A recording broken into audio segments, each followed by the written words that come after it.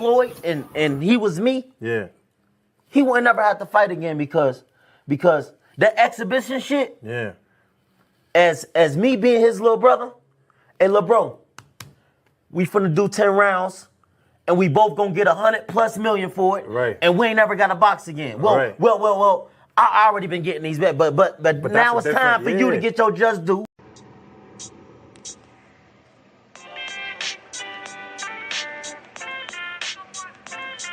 Yo, you know the deal. We back again. We never slacking. Word 'em up. Ladies and guys, whether if you drunk or you high, it's time to pay respects to the illest man alive. If you think you got a point, he'll shrink you down to size. And from there it's downhill like a slinky or a slide. Open your eyes. Got a deep connection with the rise, so you might see them jump in whenever they go live. Peep it. This channel blowing up now, it's not a secret. With tons of exclusive interviews to listen to. Them other channels I hate, but yo, they missing clues. They start narratives, sip the goose and twist the truth. It don't take a rocket scientist to get the proof. Just click the live at 4 p.m. Eastern time. But when you chime in, make sure you keep it kind. But if cowards want to debate, then it's feasting time. My man Jusdu shine busy all the time. Grind 24/7, 365. Videos he might have 365. My rhyme's sick, they make you do a 365. You get a rich if you think you fit to survive. It's Jusdueboxing, time to click the live. Ain't no beginners, if you soft, you ain't down to ride. I crush you, respect too, it's Jusdu. He got the illest boxing show on the internet. The boy been a threat and he ain't even had dinner yet. Word 'em up. Yeah. You know what time it is.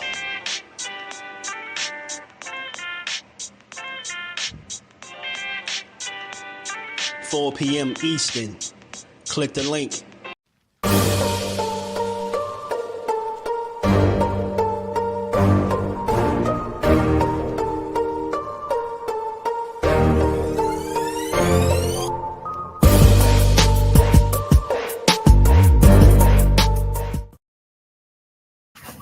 What's good? What's good? Salute to the family. How y'all feeling on this good Thursday? We back to build on this boxing and give it its just due, how we always do. Y'all already know.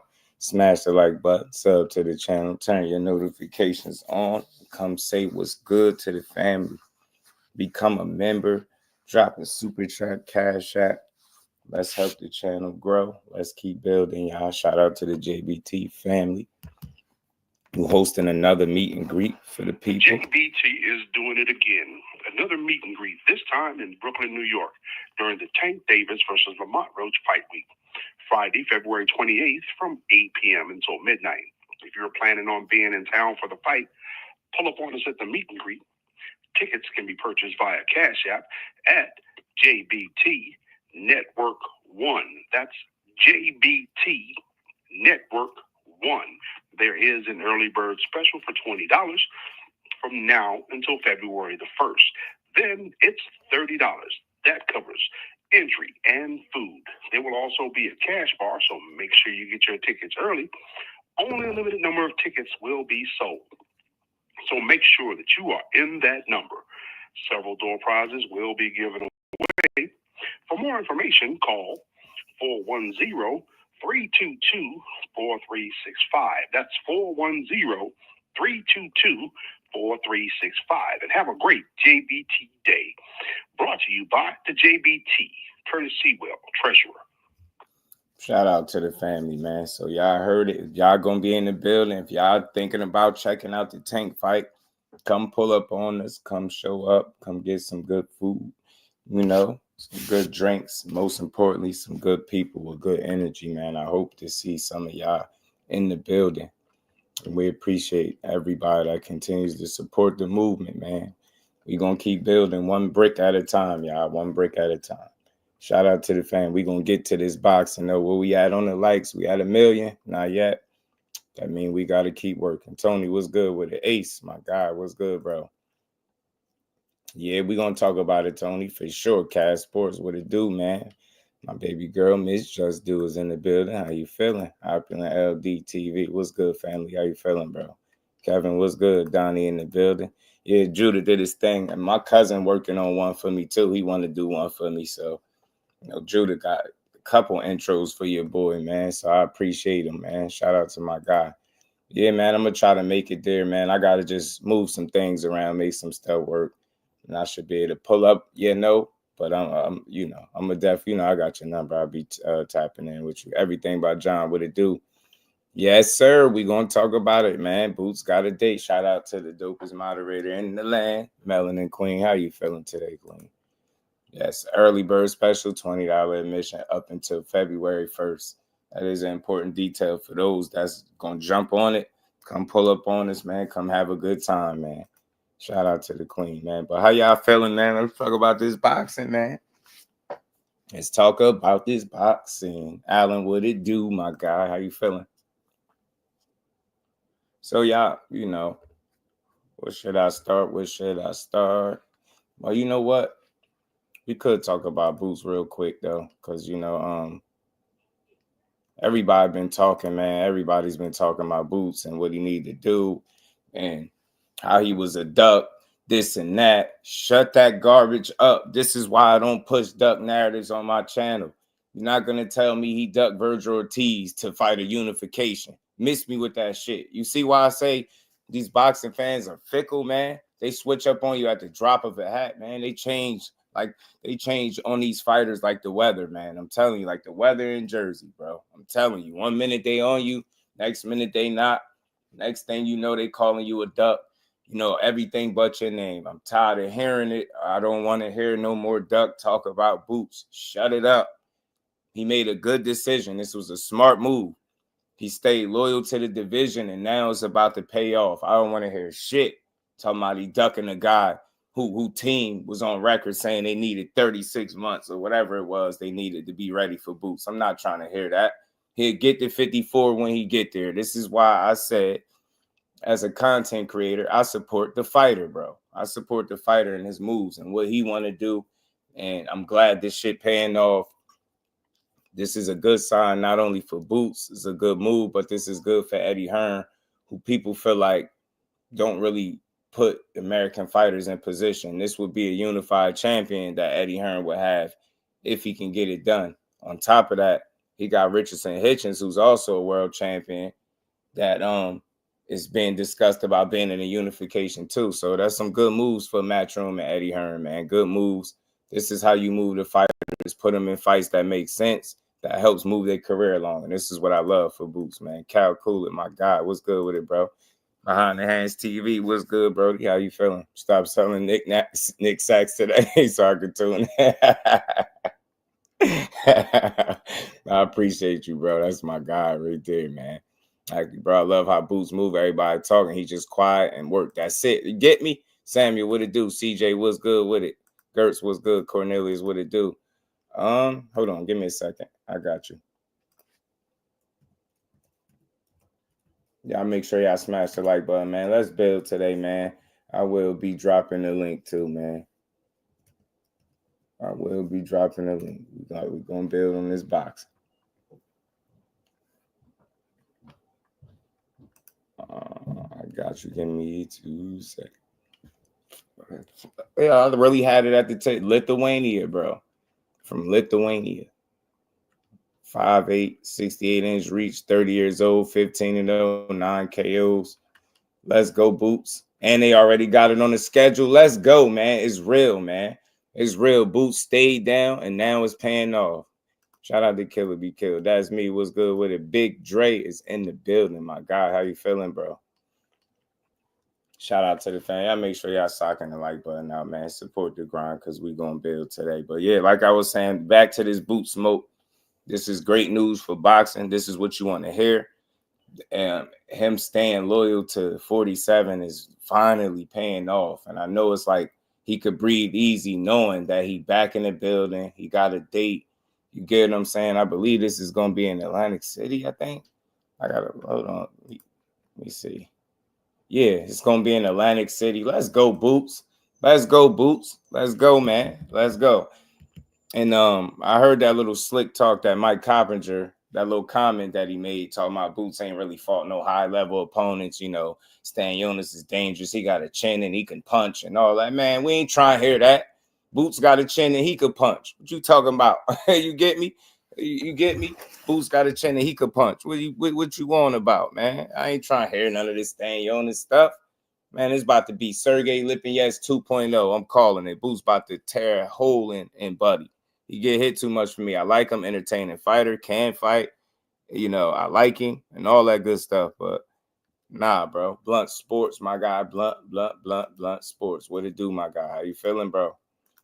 Shout out to y'all. Make sure y'all smashing the like button, sub to the channel, man. Support the grind. You're going to hear me say it the whole show. Let's keep building, man. But yeah, all those people that said he was ducking, you know, he should have went up to 54. Shut it up, man. He shouldn't have did nothing but what he doing right now. And this is a prime example. He stayed loyal to his cause. He stood on what he said. He won a unifications. You know what I mean? He even sat around and had to fight Karen another time and get heavily critiqued and criticized for it. Now he got that dude out the way. People talking crazy. Everybody getting brave. They talking about Boots ain't this, Boots ain't that. All right. Well, you got to show me still because, you know, you're going to have to do more than win a couple rounds or make him look not his best for me to believe that he ain't that. You get what I'm saying? Some people just make ugly fights. Some people you're not going to look good against. And I think for Boots, he ran into his guy that he just don't look good against. And that was for him, it was Karen, Chuckadazian, right? You know, Mayweather back in the day, he ran into his guy that you feel like you don't look good against in Emmanuel Augustus, right? So it happens. It's boxing. You stick around, you fight enough of the different styles, you're going to run into a guy that sometimes you might not look your best against. But the goal is to get the job done and win the fight.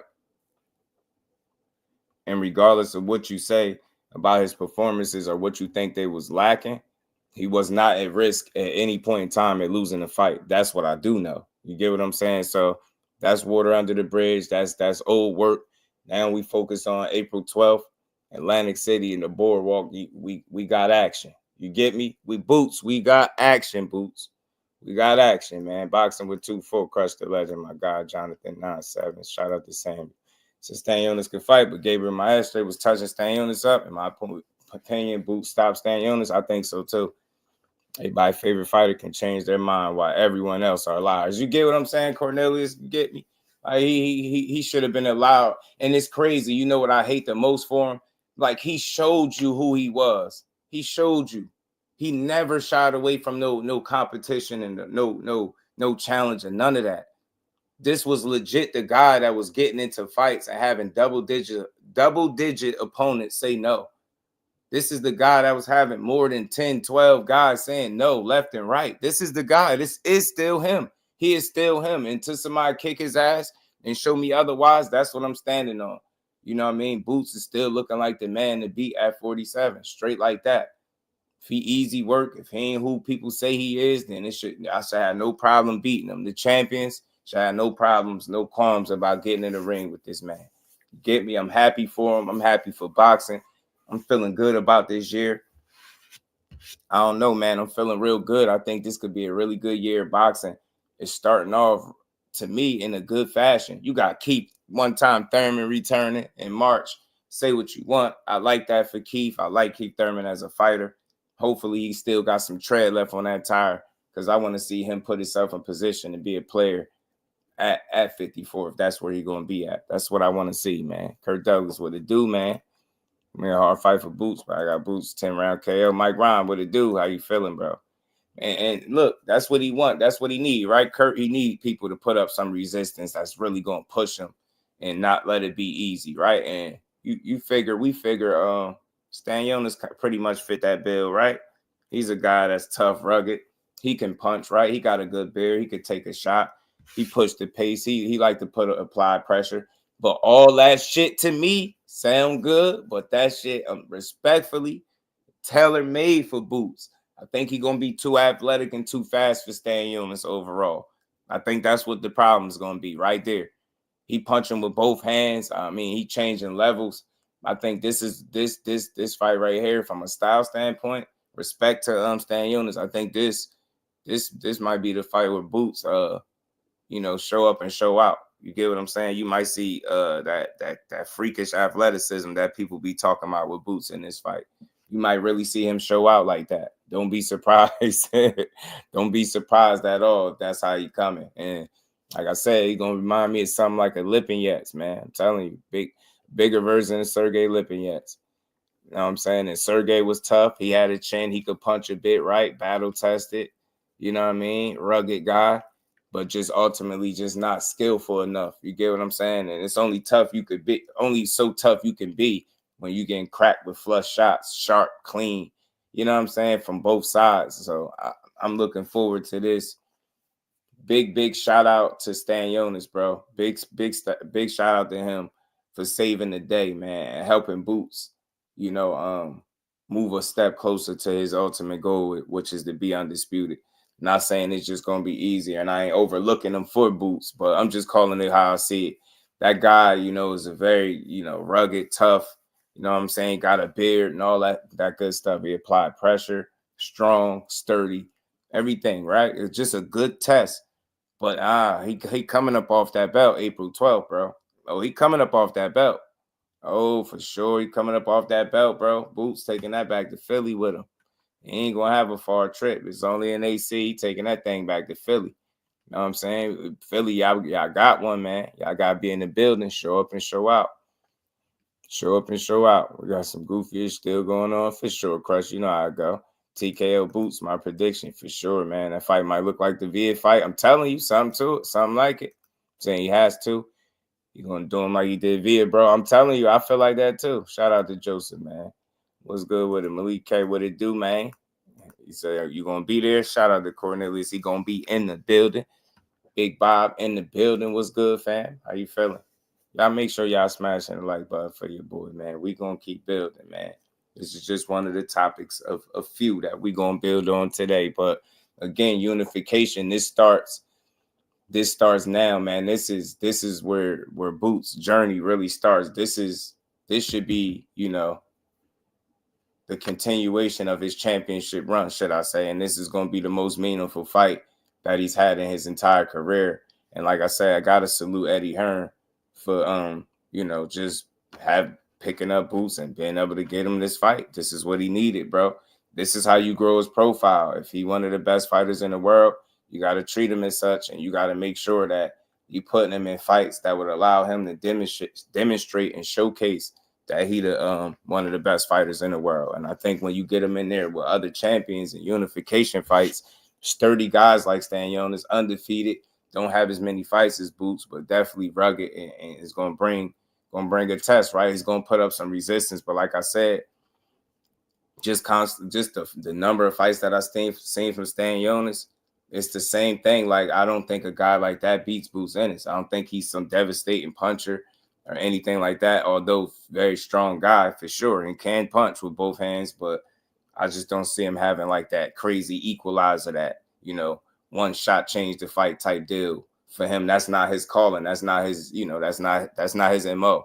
He'll grind you down, wear you down, and get you out of there, right? Or just he be in these grueling ass, bang out brawl type of fights. And that shit is not gonna work for Boots. Like, Boots is gonna style on him, I believe, yo. I'd be surprised if Boots don't showcase, a lot of his athleticism, talent, and skills on this dude, bro. I think he really gonna show it.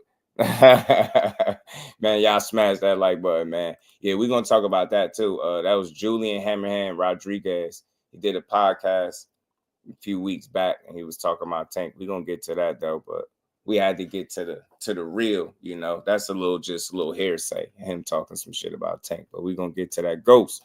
What's good with it? On behalf of my late brother Mark, Boots era undisputed soon. Talk to him, man.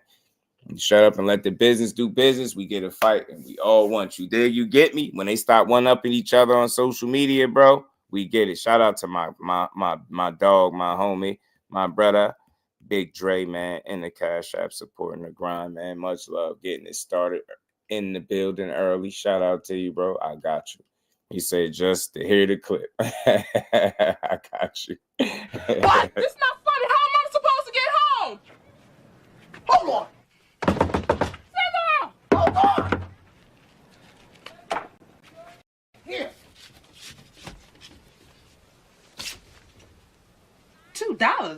Take the train. Take the train.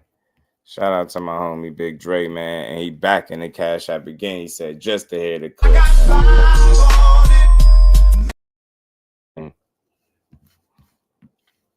And then he said, one more time, back in the Cash App, showing much love. He said, now it's time for you to get your just. And we ain't never got a box again. Well, right. well. I already been getting these back, but now it's time for you to get your just due. Shout out to my homie, my brother Big Dre, man, holding me down in the Cash App, man. He tripled up on me. He said, we gonna hear a clip, man. That's love, man. I appreciate that, bro. Ray Patterson, my Jersey brother. What's good with it, bro? Boots the dog, giving up his own money to pay, step aside, make this fight. That's something you don't see often. That's what he need to do, right? You know what I'm saying? Can't trust a man with no facial hair. Just you stupid. Boots of the world champ. Took a pay cut to make sure he got a second strap. Yep, he getting 50-50 and said, let's fight. Adrian Molina, what it do, homie? How you feeling? Let's go, Boots. I'm excited for him, y'all. I really am, man. Shout out to my homie Big Dre, man. I appreciate all that support as well, man. Y'all keep it rolling. We gonna keep it rolling. We gonna keep it building. But yeah, man, all that talk, Boots this, Boots that. You know, he should have been up at 54. He said, he said he'd go up there. He said it's probably time. He ducking Virgil. He didn't want to fight Virgil. He ducking Virgil Ortiz. He don't want to fight nobody. Shut it up, man. Trust the process, man. Stay down, man. Why we couldn't be loyal to Boots, how he been loyal to 47, man. He ain't never showed you he ain't trying to fight the guys. He ain't never showed you that. We was quick to write him off. Now, what y'all gonna say when he go out here and paint a Picasso, a brutal Picasso on Stan Jonas? Because that's what's going down, bro. He ain't nothing but a bigger version of Sergey Lipinets. He about to eat all types of punishment, bro. I can see a TKO ref stoppage, bro. I can see a ref saving him.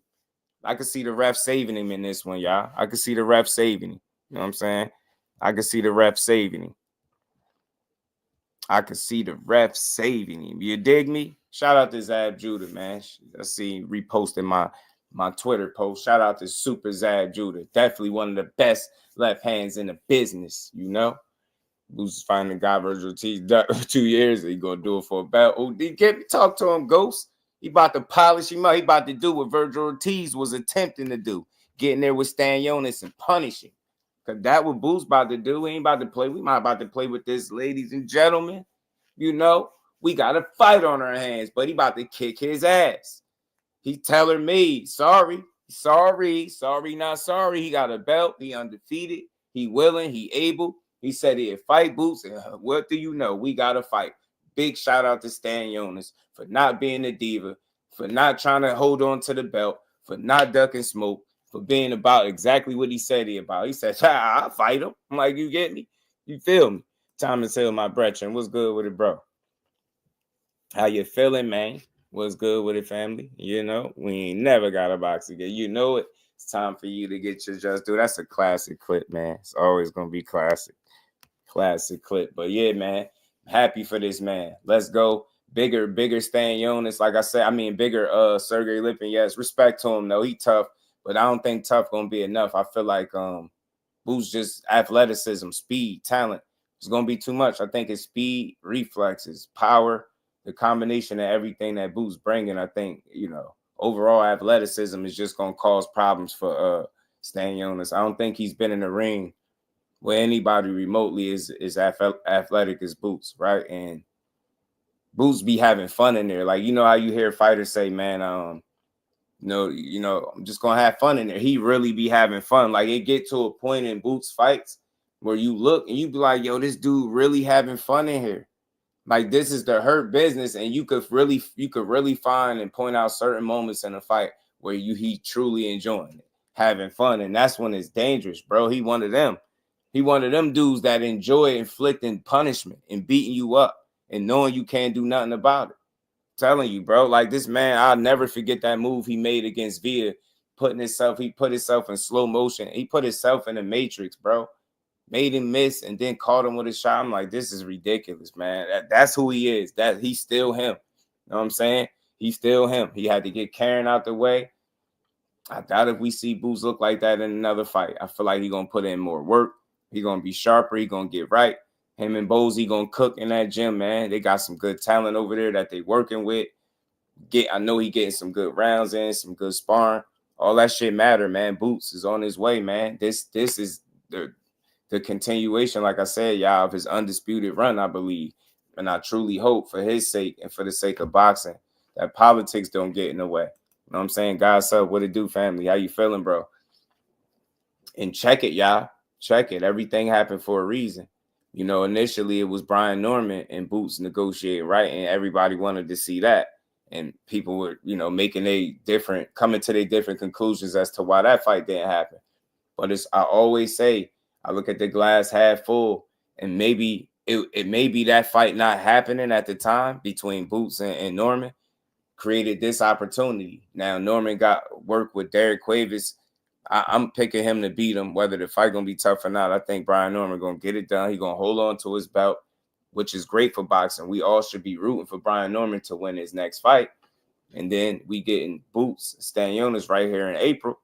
Boots take care of that business. Brian Norman handle his business. They already got some unfinished business. They already was talking about revisiting that fight to hash it out and make it. So that's great for boxing. That would leave Boots in a situation where he could have 3 belts if he were to beat him. Or the same thing with Brian Norman. Brian Norman was to be the guy. He get past Derek Cuevas and get a Boots fight, and they fighting for 3 belts. He win. You got a young ass champion, and he one belt away from undisputed, man. This shit, the welterweight division needed this fight because this fight alone literally breathed some life back into the division to me. Shout out to God. So Adrian said 215 in the building. My God. So you amazing. That's what I like to hear, man. I'm doing good, man. Always good to build with the family. Now and never, I want to see him pull trick dance moves again. You get me? You get me? CJ, I want to see him style on him, man. Norman on a women's undercard. Could have had a unification, but he does. I get it. I think what it was, though, ultimately, Ghost, like, he never said he wouldn't fight, right? I think his people negotiating and shit like that. I just think they seen that. They knew what it was, right? They wanted to get paid for fighting the best fighter in the world. Just look at it from that angle. Not changing your mind, just giving you something to consider, right? Eddie Hearn did a hell of a job convincing and telling everybody that to listen to how good Boots is. And I think people know what the challenge is and the risk, and they just wanted to be paid like it. But good thing for him, like, even though they didn't do it there, as long as he handles business, they can still revisit that fight, and it'll be for 3 belts. And there's no way you can maneuver your way out of that. You find a way not to fight that fight, then it's all bets are off. You get me? Shout out to Cash Sports, the box story, and Stressed Out Boxing. What it do, family? How you feeling? So this fight literally breathed the life back into the welterweight division that we needed. You get what I'm saying? We need some motion. We need things to get shaken. It ain't so talent rich with the names that it once had some years ago, right? But it's still some very good talent there. Boots being one of them, Brian Norman. You got Stanionis being the tough guy. You got Barrios, a warrior, coming down from about, I think he started his career like 26, something like that, maybe. So you get me? And now he's a welterweight champion. So you got some smoke up there. You got some good, entertaining, meaningful fights. And I really do think Brian Norman and Boots Ennis got really good chances to make noise, man. You know what I mean? They really do. So I like this. I really like this for the sport. I like this for this division. I love this even more for Boots because he finally could start getting his just due. That's what he need. WBC and WBO both coming to Philly. You know it. You know it goes. You know it. Uncle Rick is in the building. How you feeling? I appreciate you pulling through as always, man. Shout out to my guy. Shout out to my guy, Trey, man. He said that Auntie score impression on point. That's my son. My son sparred everybody. You know how he said. You know how he said. Shout out to my brother, Trey, man. Appreciate it. You know how he was, bro. You know how... Since we being honest, let's be honest. Cause Shakur ain't no tank. Who did Shakur fight? Cause my boy, Floyd Schofield is the best, hands down. And I kept telling y'all that. I kept telling y'all that. We want the fight with Tank. We'll take the fight with Shakur. Anybody. It's whatever. It's up. My son is the best. And I've been telling y'all that. He sparred everybody. I'm not hating. He's on the come up. Why he can't fight the top dog? Why Shakur running from my son? That was for my guy Trey, man. Y'all smash that like button. This is Tutti Frutti. Shout out to the real, what is it, Southside Juju, man. You know, your cousin Juju. Constant elevation. Shout out to my guy self, man. Just a little humor for the chat, y'all. Just a little humor. ABZ, what it do? Darren, what up? Another 12-round decision. We'll see who's for real. FYI, this will be staying on the 16th fight. He'll be ready. Oh, yeah, we know all of this. As far as the 12-round decision, you talking about with Boots and Stanionis, that's interesting. Look, it's not out the realm of possibility that Stanionis can make it the distance for sure, because he's tough and rugged like that, and he gonna be fighting himself. Fly frequency, what it do, my guy? How you feeling, bro? But I just feel like for me, why I said knockout and possibly TKO, because Stanionis the kind of fighter that got to be saved from himself, and it might be one of them situations. He tough, he takes shots like. You had Gabriel Maestre. I believe that was the last fight he had that was getting off on him, getting some shots in there. Like, I think Boots punching a lot faster, sharper, harder than him, and just at a more rapid pace. And I think it'll create real issues for Stanionis. I think ultimately Boots have overall athleticism and his speed is going to be an issue. We're going to see. I could be wrong, but that's how I see the fight playing out. Given, the way Stanionis approaches fights, he comes forward, right? He can box a bit, but he likes to fight. And that's the problem there is Boots going to give you all you can eat buffet. So the tougher you are, the worse it might be, because he ain't going to stop. You get what I'm saying? He going to put the punishment on him. He's just not a better boxer. He's not more skillful than Boots. His best chance is to, like, out-tough him. You know what I mean? Rough him, bully him. It's just going to be very hard for him to do that. It's going to be next to impossible. You get what I'm saying? For him to just have his way with Boots without no resistance. So, look, he's there to fight. I don't think he's going to lay down at all. He willingly able. If you see any fight of his, he always come to fight, bro. I just think in this one in particular, like, his lack of sticking to the boxing script and his inability to be able to keep up, I think, with Boots, skill for skill, tit for tat, then he's going to be in trouble. Yeah, I think he could create some moments for himself, because Boots, it's a flip side to that. He likes to fight as well. And we know because of that, he be in the fire, he mix it up, and sometimes he get hit. He get hit with shots that you be like, damn, he ain't supposed to get hit with. So you might see some of those moments for sure. You might see some of those moments, but I think overall, it won't be enough if you ask me. You know what I'm saying? I feel like he gonna need more than what he's been given. You know what I'm saying? Let me get my homie back right. Will Boots stick to the game plan? Sure. Then his last fight. The thing is, I think Darren styles make fights, right? You hear that all the time, and I think Karen is just stylistically, him and Boots, it just match up. It's an ugly fight. You get what I'm saying? It's an ugly fight. And Stanionis, if you just look at the way he approaches fights, it's much different than Karen, right? Karen is a bit tricky. And think about it. He went from moving in the first fight, moving a whole lot, moving to, like, bringing a fight. So he kind of switched it up. So I think he caught Boots by surprise, and Boots showed his inexperience in some facets, right? You seen areas where he still need to work, and that's okay, because again, sometimes you ain't gonna look your best, but if you're still able to get that win convincingly, it say something about you, and that's just really what it was for Boots. So yeah, he kind of made the same mistakes from the first Karen fight in the second one. But again, I think it was a style thing too. I think what Karen brought kind of caught Boots a little off guard. The fact that he wasn't sticking to the game plan, got a little frustrated in the fight. I mean, things like that happen. You young. That's just the way he gonna get tested. That's just a test for him, right? We want to see if he's able to grow in those areas. You know what I mean? So I think in this fight, I think it'll go back to being an action-packed fight. I think we'll see a lot of action, a lot of offense from Boots. And, you know, my question is, we know Stanionis is tough, but how tough is he, right? How much of that Boots punishment will he be able to withstand? Because he gonna face the punishment. He gonna get it. You know what I mean? With short arms. I mean, you know, always with them 8s, man, anything is possible. You get me? Anybody could be hurt, but I just don't see Stanionis as a super big puncher.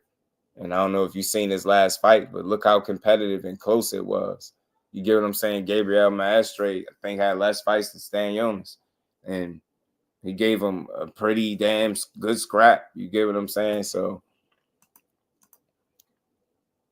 he got the UD, but he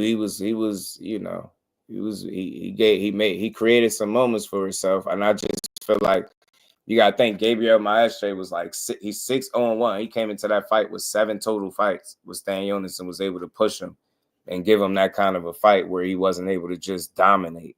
And I feel like that Boots is just levels above that dude in terms of what he bringing to the ring overall. Like I said, the speed, the athleticism, man, the reflexes, timing, punching power, like being able to mix it up, right? The fast hands, like it's just a number of things that Boots do so much better, in my opinion, than anybody that Stanionis has faced. And if you, like I said, if you just look at his last opponent, that dude has 7 fights. You get what I'm saying? I think Boots would have made it a crime scene out there with Maestre. He would have made a crime scene. You get me? Poi was good with it, bro. How you feeling? Al Booger, my guy, was good with it, bro. Got that shot rubber. Yeah. They robbed Michael Fox. For sure they did. Who's the guy that kept pulling out the fight Stanionis and made him so inactive? Oh, that was Virgil, Poi. That was Virgil. Virgil kept falling out because of the health situations. One of the time it was on Stanionis because he had a appendectomy, if I'm not mistaken, got his appendix pulled out. But other than that, the other times it was Virgil and his health not being on point. And that's what led to Stanionis not fighting. And they end up having to scrap the fight. Virgil went to 54. And Stanionis fought Maestre last year in May. So that's the last time he been in the ring, May. So Joseph, what it do? He said we live tonight for anyway. Shit, that's gonna be. I think that's the morning for us, though, bro. I think it's gonna be the morning for us. Schofield Senior voted for RJ restroom. Y'all stupid, yo. Not levels above, so you let a weaker fighter with short arms fluster him. I work him in the inside. I mean, look, that's your opinion, bro. That's your opinion. I think he levels above Stanionis. Ain't really no argument there. If that's how you see it, that's how you see it. You just talking about one aspect of it, of the boxing game. Let a guy with shorter arms fluster him. Who you talking about Karen? Like that? That's the thing. He don't fight like Karen. He don't fight like Karen. I don't even know why we keep thinking about he don't fight anything like Karen, bro. That's a come forward pressure fighter to a degree, right? He's strong. Like it's no no flash, no flare. It's just he's a strong come forward fighter. That guy's tailor made for Boots, and we gonna see. You gonna find out. Watch what I tell you. Boots offensively is gonna get off on Stanionis. He don't have the same skill set, the same athleticism, and none of that. He's just a good fighter. You know what I'm saying? Solid fighter. Good name for Stanionis. Shout out to Al Booger. Julian Hammerhands Rodriguez. Shout out to Fate. What's good with it, bro? Karen to give a lot of those guys an ugly fight. Cash Crypto, my guy, what's good with it, Cash? So look, I feel you. I don't argue opinions. I just respect it. You feel like because he let a guy with shorter arms fluster him, he not levels above. I think he levels above Stanionis and anybody that Stanionis been in the ring with. And I think April 12th is going to show that. You know what I'm saying? Stanionis, I haven't seen a fight yet where he didn't get hit a lot. He get hit in his last fight. Did you see his last fight, bro? Did you see Stanionis' last fight? I don't think you did. I don't think you seen Stanionis' last fight. Gabriel Maestre has 7 total fights and was able to get off with regularity on Stanionis. If that's Boots on the other side with that speed, athleticism, the reflexes, the timing, we talking about a much different situation. He gonna be getting touched up. Watch what I tell you. And don't look. he's strong and sturdy, so he'll get his off too. Stanionis will get something off in the fight. It ain't gonna just be like, I don't think he ain't gonna get nothing, but he's not gonna win a lot of rounds in this fight. So if it end up going the distance, he's gonna lose the majority of them rounds. For me, I could see a later TKO stoppage because he's tough. And I could see him getting blitzed and battered, and then they just stop the fight. I could be wrong. Maybe he 10 counter, or maybe he take him the distance. But in no scenario do I see him walking out with a win over Boots. I just don't see the talent within the ring. I haven't seen it within the performances. He don't got more fights, so he don't got the experience over him. I don't really see what is Stanionis' advantages, and that's tough. Like, how you gonna beat him if you ain't got no advantages? Like, you gonna be hoping for a lucky shot or something like that. Shout out to the Queen Lisa. How you feeling today? Always good to see Stanionis sturdy out. He taking a beat, and that's what I'm saying. Duke, what's good with the cuz? How you feeling? Yeah, man. I mean, look, we gonna be here for it, because if I don't go to that fight physically, we most likely will call it. So one of the ways we gonna be there, we gonna see that John. Bootab was putting hands on Stanionis when he won a portion of the title years ago. Yeah, he was, bro.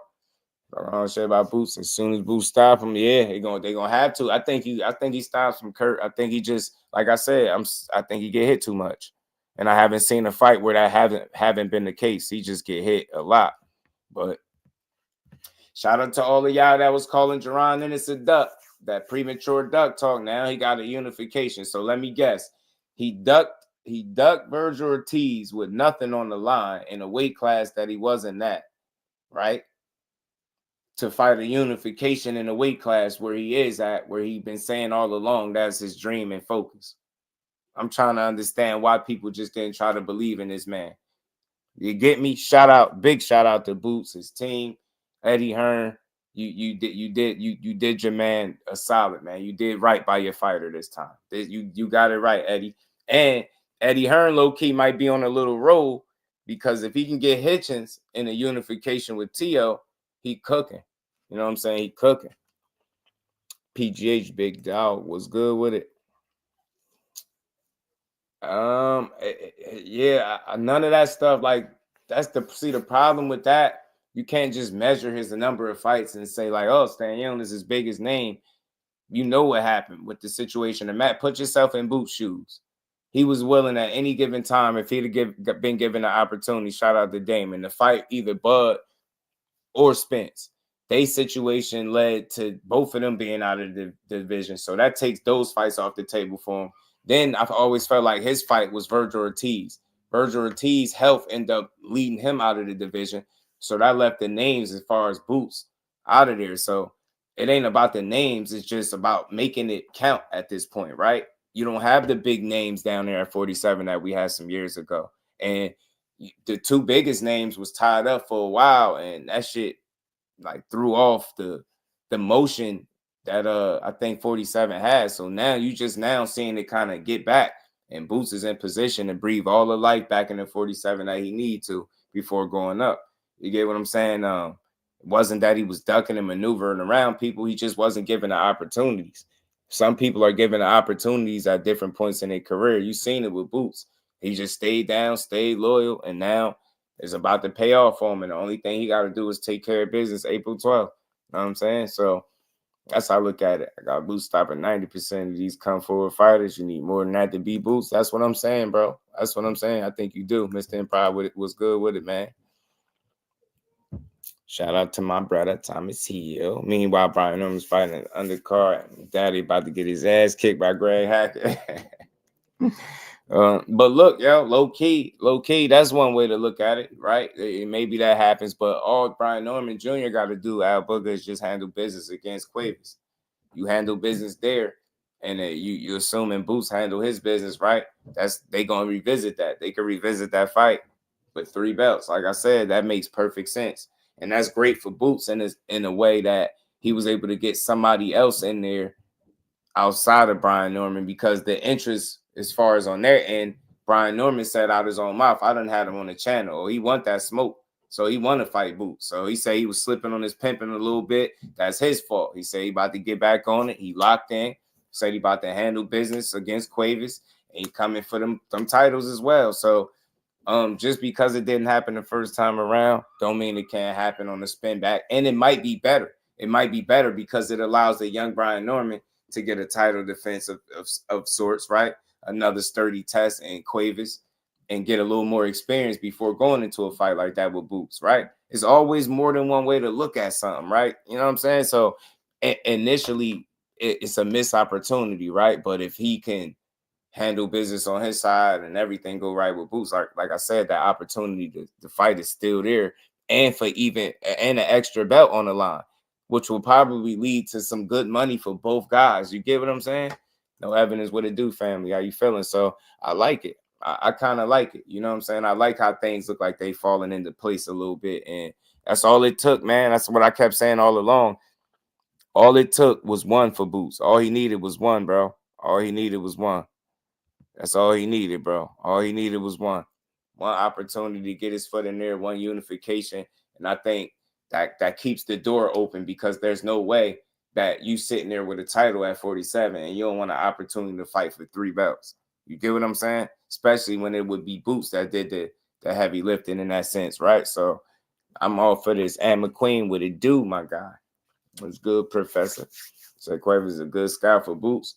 Absolutely. You get me? So it could all work out. He's just got to handle business, and he worked hard as hell. So I believe Brian Norman Jr. going to do everything on his side of things to be ready for his fight. I don't think he's going to overlook him, and none of that. So I'm rooting for him, because I think the better fight is Boots and Norman, and that's what I want to see.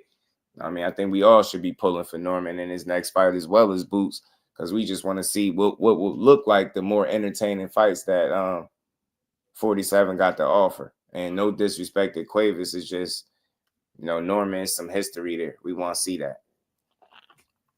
You want to see that. OP, what's good with it, fam? What's good with it? Boost signed a promotional deal, including Boost promotion, more lucrative than Hitch's deal on the surface. Yeah, Boost got Boost promotions for sure. He got Boost promotions.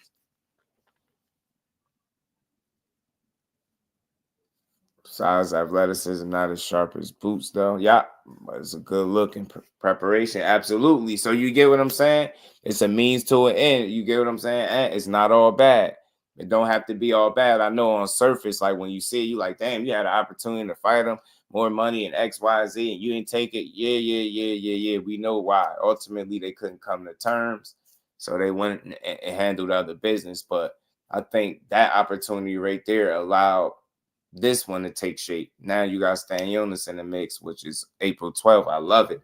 Then you got, Brian Norman in his fight, and they got an opportunity to link it up. You get what I'm saying? We need that. Boxing need that. I like the start of this year, man. I ain't gonna lie. Emmanuel was good. How you feeling? It took a quick little second, but it's on its way. It's on its way, and I think we starting to get what we need to see. I think we starting to get it, man. Yeah, 2 cents. That would have been a good one too, bro. Him and Rashidi Ellis. Rashidi Ellis got to get back in the mix. He was on Mill City a little while back, and he was going back and forth with Brian Norman Sr., I believe. So I want to see Rashidi Ellis get back in the mix, because he a hell of a talent. He a good fighter, man.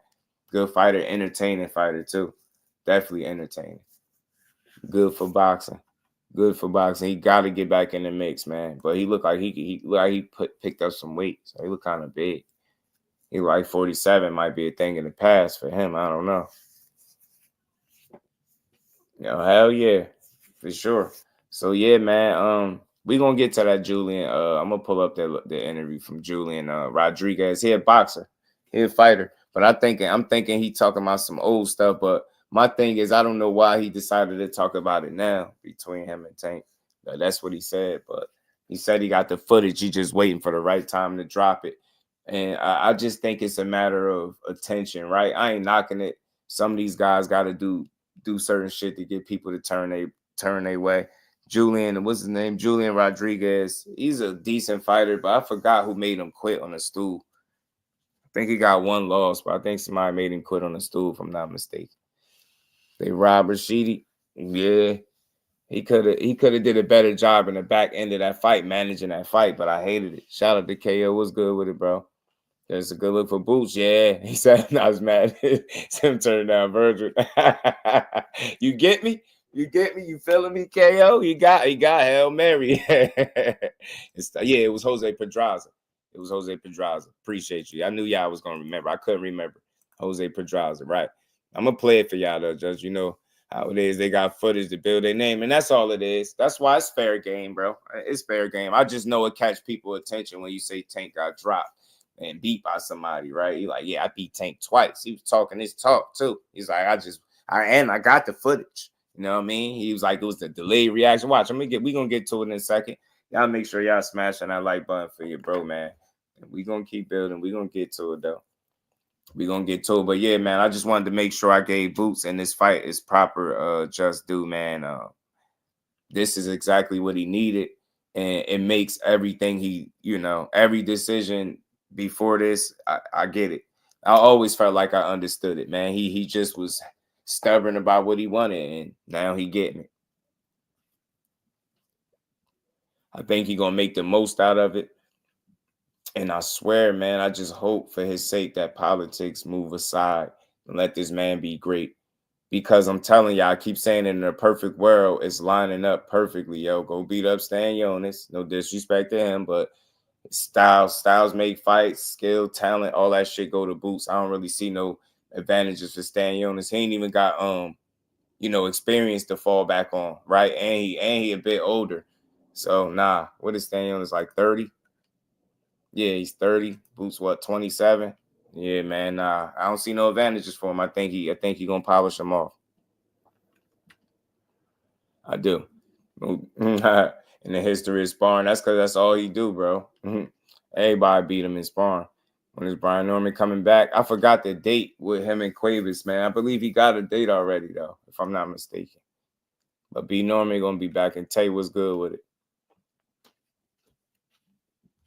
Yeah, let me I'm gonna get to this, man, because I see y'all talking about it, so I won't have y'all in suspense of what I was talking about. All right.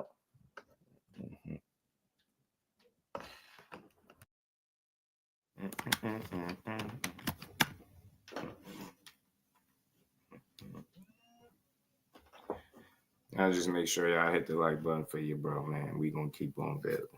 Let me pull this up. Let me get to it. Let's get to it.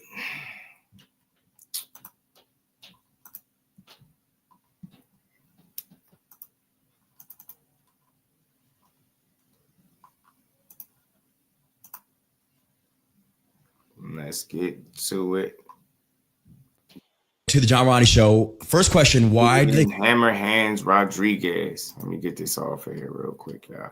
So yeah, man, just so everybody know, Boots and Stan Jonas, April 12th, man, unification, man. 147 is finally being good to him, man. Finally treating him accordingly. Let's get to this. Let's get to this stuff.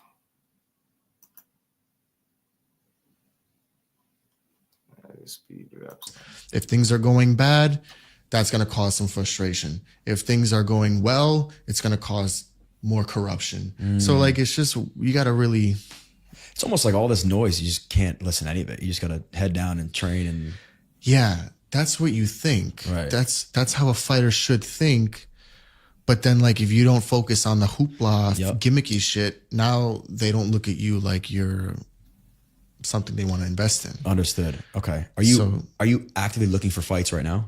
Yeah, we're actually in negotiations now. You are? Yeah. And you can't say I think it might be in Florida. I don't know who yet, but I'm in the top 10, so it's going to be somebody in the top 10. Who do you want to fight?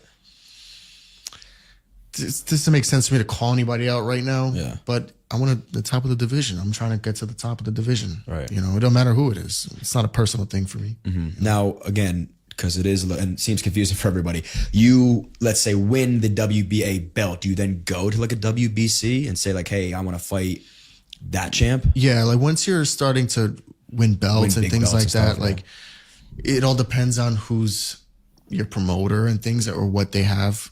You know, like if they want to protect you longer, if you're a cash grabbing type of fighter, like a Canelo, where like you pack the place out every time, then they're going to give you easy defenses so you can hold on to your title longer and then maybe fight for, or wait until it's time to fight for another belt where it's not so hard now. Or like, oh, this guy got robbed and he won the world title, but he wasn't better than the guy. So like now is a good time to go and beat that guy. Doing that on to get purpose that type of thing. Yeah, like it's a fucking chess game, bro. What weight class does he fight at? 141? No, he's fucking 168, Oh, he is? 175. See what made him bring He it up. started, you know, smaller. That's why I thought he was a smaller dude. Yeah. That's crazy. So camp starts. What does the day in the life look like for you? Assuming you're in camp. Yeah, it depends on the day, but typically if it's like a Wednesday or maybe a Saturday or something, I'll wake up, I'll do a light run. I would say maybe 3-4 miles flat. Get to the gym maybe around 1 o'clock. Stretching out. We do some jump roping. Obviously I'm forgetting breakfast. Talk me through it. I want to hear everything. All right. So waking up, we go on the run, we come back, we eat breakfast. No food before the run? No. Okay. I like fasted cardio. He said, I want to know Chill everything. out. We'll see if I have some time, what the time is looking like. If I can relax, maybe get some more rest or like do some shit around the house that I need to do. Get to the gym around 1. Jump roping, shadow boxing. We're doing leg drills on the ladder. If it's sparring that day, we're doing sparring. Either somewhere between 6 to 10 rounds. Yeah, man, y'all smashed the like button, man. I would say I'm in the gym around 3 hours.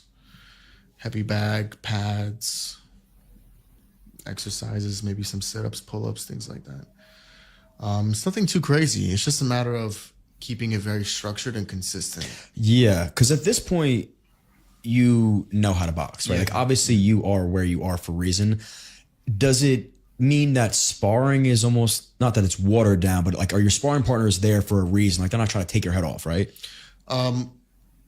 It depends like what I need or what I'm looking for, how I feel in my camp. Like if I feel in my camp like, okay, everything is moving the way I should, I'm getting sharper, let's pick up the sparring partners now. Right. Now instead of just me moving around working on jabs and like, you know, head movement, now let's have some sparring sessions where it's like I'm in a fight now. Got it. So you're telling like hey, go all out against this dude. Yeah, and I'll get someone that I can hang with in that regard. You know. Have you ever had a sparring partner like really shock the shit out of you? Like, well, I jam each hit different. And there's also a lot of sparring partners that do great in sparring. They get to the fight and they look terrible. Isn't that the craziest And thing? vice versa. There's sparring partners that do terrible, but when the bright lights come on, they're talking like about fights, the next though, greatest thing. Fights You know, he it's said he weird. had Which with him. category would you say you fall into? I'm trying to see why he brought it up. The What made him? Clearly, you're doing well in the ring. Yeah, So. but About to also get it's to because a my shout out to mindset him, is a little right? different when I'm training now. Like, whereas before I would get into these wars in the gym. Mac, what it do? I was trained and coached like a dog, bro. Like, Yeah. get in there and let's go. If I didn't go and try to knock the guy out, I would have to fucking walk home sometimes. So like, That's fucking crazy. yeah. So like, but when you go through injuries and when I've also been in really big training camps like Manny Pacquiao and a lot of world champions where As their partners. Yeah. Really? So like I would study and see how the tempo that they would be training or their camps would be, and they would bring terrible guys for sparring. And I'm like, I'm like by miles the best sparring partner here, and I'm actually giving him good work, and he's leaving with black eyes and shit. Like, why is this guy over here? It looks like he has like 5 amateur fights or what? And that's where I learned like, oh, like you gotta pace yourself. There's a process to this. Yeah, you can't go and kill yourself every day. Like if you kill yourself on Monday, you're gonna feel it on Tuesday and Wednesday, as opposed to training normal Monday, having another training normal session Tuesday, Wednesday, Thursday, as opposed to killing yourself and It's not hammer being able to give hands, 100% the next day. God, how was it training against Manny Pacquiao? It was a great experience. Hammer hands. I learned a big lot ass more kick to the so corner. outside the How ring you than I feel did it? inside the ring. Like what? Just how to conduct yourself when you're a person of that stature, you know what I mean? How fast was he? Yeah, he's very fast. It's mostly his footwork. Right. You know, hand speed, I'm very quick when I want to be also. So like, it wasn't anything surprising, but it was how you use it. It's the stutter stepping, and then he'll feint, he'll even throw something for show, like 3 punches to make you defend or blink.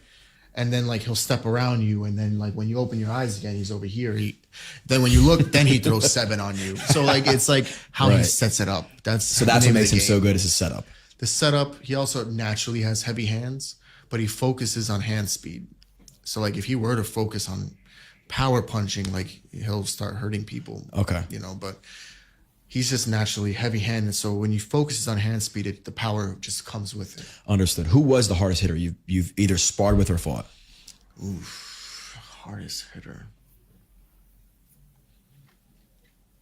I fought Tank twice. Did you? We were like 16 years old. No, that's how I remember distinctively he had good crack.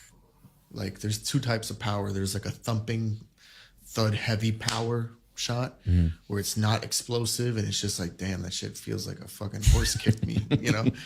Then you got fighters that are quick and explosive, and like they have like this crack where it feels like you feel their knuckle like through the glove, and it's a stinging pain. He has the stinging pain where it's like, ooh, like that shit hurt my face, like that shit. He says Tank got that stinging pain, like you feel his knuckles. And then I tell y'all, put that pain in you. Real present talk with Tommy. How you feeling, bro? Yeah, Julian Rodriguez. He been around for a while, clean, but he ain't had no fights really. What, once or twice in 2021 or something like that. Krebs was good with it. He said he had that type of power, sting, heavy power shot where it's not explosive and it's just like, damn, that shit feels like a fucking horse kicked me, you know. Then you got fighters that are quick and explosive, and like they have like this crack where it feels like you feel their knuckle. I just like wanted to hear how it came up. And it's a stinging pain. He has the stinging pain where it's like, ooh, like that shit hurt my face, like that shit hurt, you know. It wasn't like I just got hit with a glove, you know. It feels like an elbow. That's like the closest thing I could think. That's of. so Like, it interesting. feels like if someone elbowed you on the top of your fucking head. And how do you execute that sort of punch? Is it a different form? Precision and explosiveness. Got it. Okay. It's the torque behind the punch. Right. You sparred with him, or you actually fought him? No, I fought him. I used to be a sparring partner when we were young, like from the ages of like 10 to like 14. I would always have to travel because I was so good when I was younger that like no kids can hang with me. I wasn't getting better, and my stepdad would have to travel. We would drive in this big gold conversion van. That's so funny. And we would drive hours and hours. We would go to Baltimore, Florida, Washington D.C., Kansas, Texas, Philly, like all these places where there was good work. Sure. Because it was hard for you to find. Jersey wasn't like a boxing state. Yeah. How was it? How'd you do against him when you fought him? Tank? Yeah. I beat him both times. You did? Yeah. Holy shit. Yeah. I mean, we're 16 years old, and I was bigger than him when we fought. But here's the thing, like, the first fight actually knocked him down. And I have it on video. I'm just waiting for the right time. Right now, it's the right time. See? No, it would be. This is the right time. Hey, waiting for the right time. And I have it on. We would drive in this big gold. Wasn't like a boxing state. Yeah. How was it? How'd you do against him when you fought him? Tank? Yeah. I beat him both times. You did? Yeah. Holy shit. Yeah. I mean, we're 16 years old, and I was bigger than him when we fought. But here's the thing, like, yo, for real. The first fight actually knocked him down, and I have it on video. I'm just waiting for the right time. Right now, it's the right time. No, it would be. This is the right time, right? Fucking on this podcast. Actually, so I want to see that video though. Yeah, I'm thinking about, you know, there's a fight brewing so at some point, you know, but. Yeah, I beat that motherfucker twice. What's up? Yeah, I'm on my third. So the first fight that we fought, which is the fight that I dropped him in, it was actually a pretty close fight because throughout the years when I would spar him, like I said, I was always bigger than him, and I would always bully him. Like the coach would actually use me as the boogeyman. Be like, "Oh, you're not in the gym. I'm gonna call a little white boy from Jersey to come over here and you know whatever." And we would go every few months or whatever, and You could tell He he was was a younger. bully. We were young kids though, so it doesn't really. But he definitely did respect me in that regard. So I would always spar him. I think a lot of times I would make him cry and stuff like that, which doesn't. It's a common thing, you know, especially when you're dealing with fighters that aren't emotionally stable. It's like a frustration cry. Used to Right. make him Yeah. cry. So Putting some I'm up on it. gonna call a little white boy from Jersey to come over here. And, you know, Boxing whatever. was good. The fact And I would we would go every few months or whatever. Good And guy. you could tell he was younger. We were young kids though, so it doesn't really. But he definitely did respect me in that regard. So I would always spar him. I think a lot of times I would make him cry and stuff like that, which doesn't. It's a common thing, you know, especially when you're dealing with fighters that aren't emotionally stable. It's like a frustration cry. Right. Yeah. So, and especially when you're growing up in an atmosphere like he did, you're not emotionally stable. None of us are when we're not living normal lives, you know. So I would always bully him around, and there would even be times I would have to take it easy. Like my dad was like, "Yo, chill." Cool. So years later, when this fight happens, I actually was supposed to fight somebody else. He was supposed to fight somebody else, and our He opponents said fell he used through. to bully him around, huh? So we were like, Boxing all right, I actor, what guess, up? let's just put on a show for the people, whatever. My stepdad is close friends with his coach, Calvin, his name. So in my head, Right, I'm like, Kurt. oh, perfect. Like, because in sparring, it's actually heavier gloves. You have padding on, so it's more protective. So if I whip his ass in sparring, I'm going to really put a hurting on him in this fight. So right when that bell rang, I just walked right up to him trying to throw bombs, no real fucking technique. And little by little, he was showing me that he learned some things in that time, and he was pulling back and countering me with some sneaky shots. And I remember in the first round, and I could tell he was scared. I could tell, like, in the first round, but that's a dangerous fighter when someone's alert. You know, when someone is alert, I could just see his eyes are this big. He's very reactive. I'm throwing feints in there. I'm getting closer. And he's just very reactive, moving. And I throw something at him.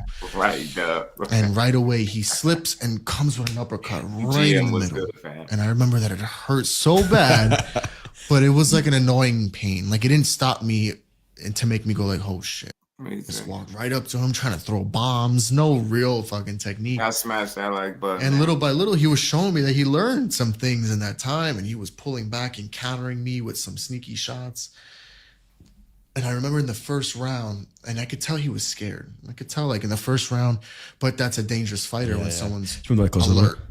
You know, when someone is alert, I could just see his eyes are this big. He's very reactive. I'm throwing feints in there. I'm getting closer. And he's just very reactive, moving. And I throw something at him. And right away, he slips and comes with an uppercut right in the middle. And I remember that it hurt so bad, but it was like an annoying pain. Like, it didn't stop me to make me go like, they oh, got shit, that uppercut way back then, huh?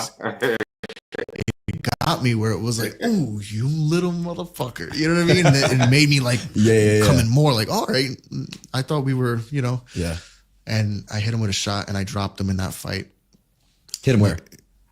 He was southpaw. He went to throw a hook and then my hook came right over it. Ooh.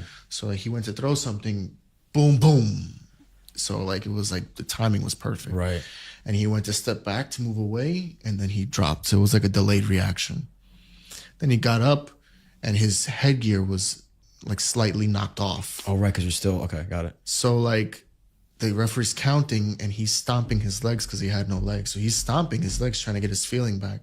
But then the referee gave him like an out because the thing was off. So he was like, all right, time. Yeah. He went to the corner. As he's walking to the corner, he's stomping the feet. I'll show you the video.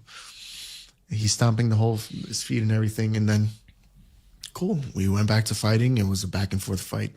I don't think I have the rest of the fight, but it was very back and forth. It was an even fight. Not gonna lie.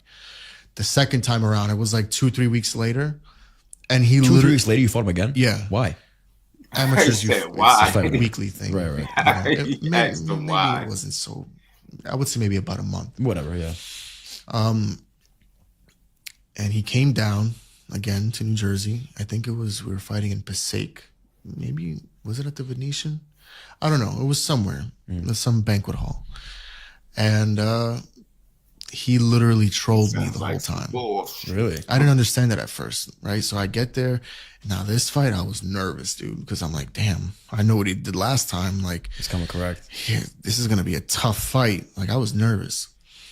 I get in there. He runs to me in the middle of the ring, like, bing. He sprints to me and then backs up and starts laughing. So I'm like, all right, whatever. His little tactic is not gonna work on me. Whatever.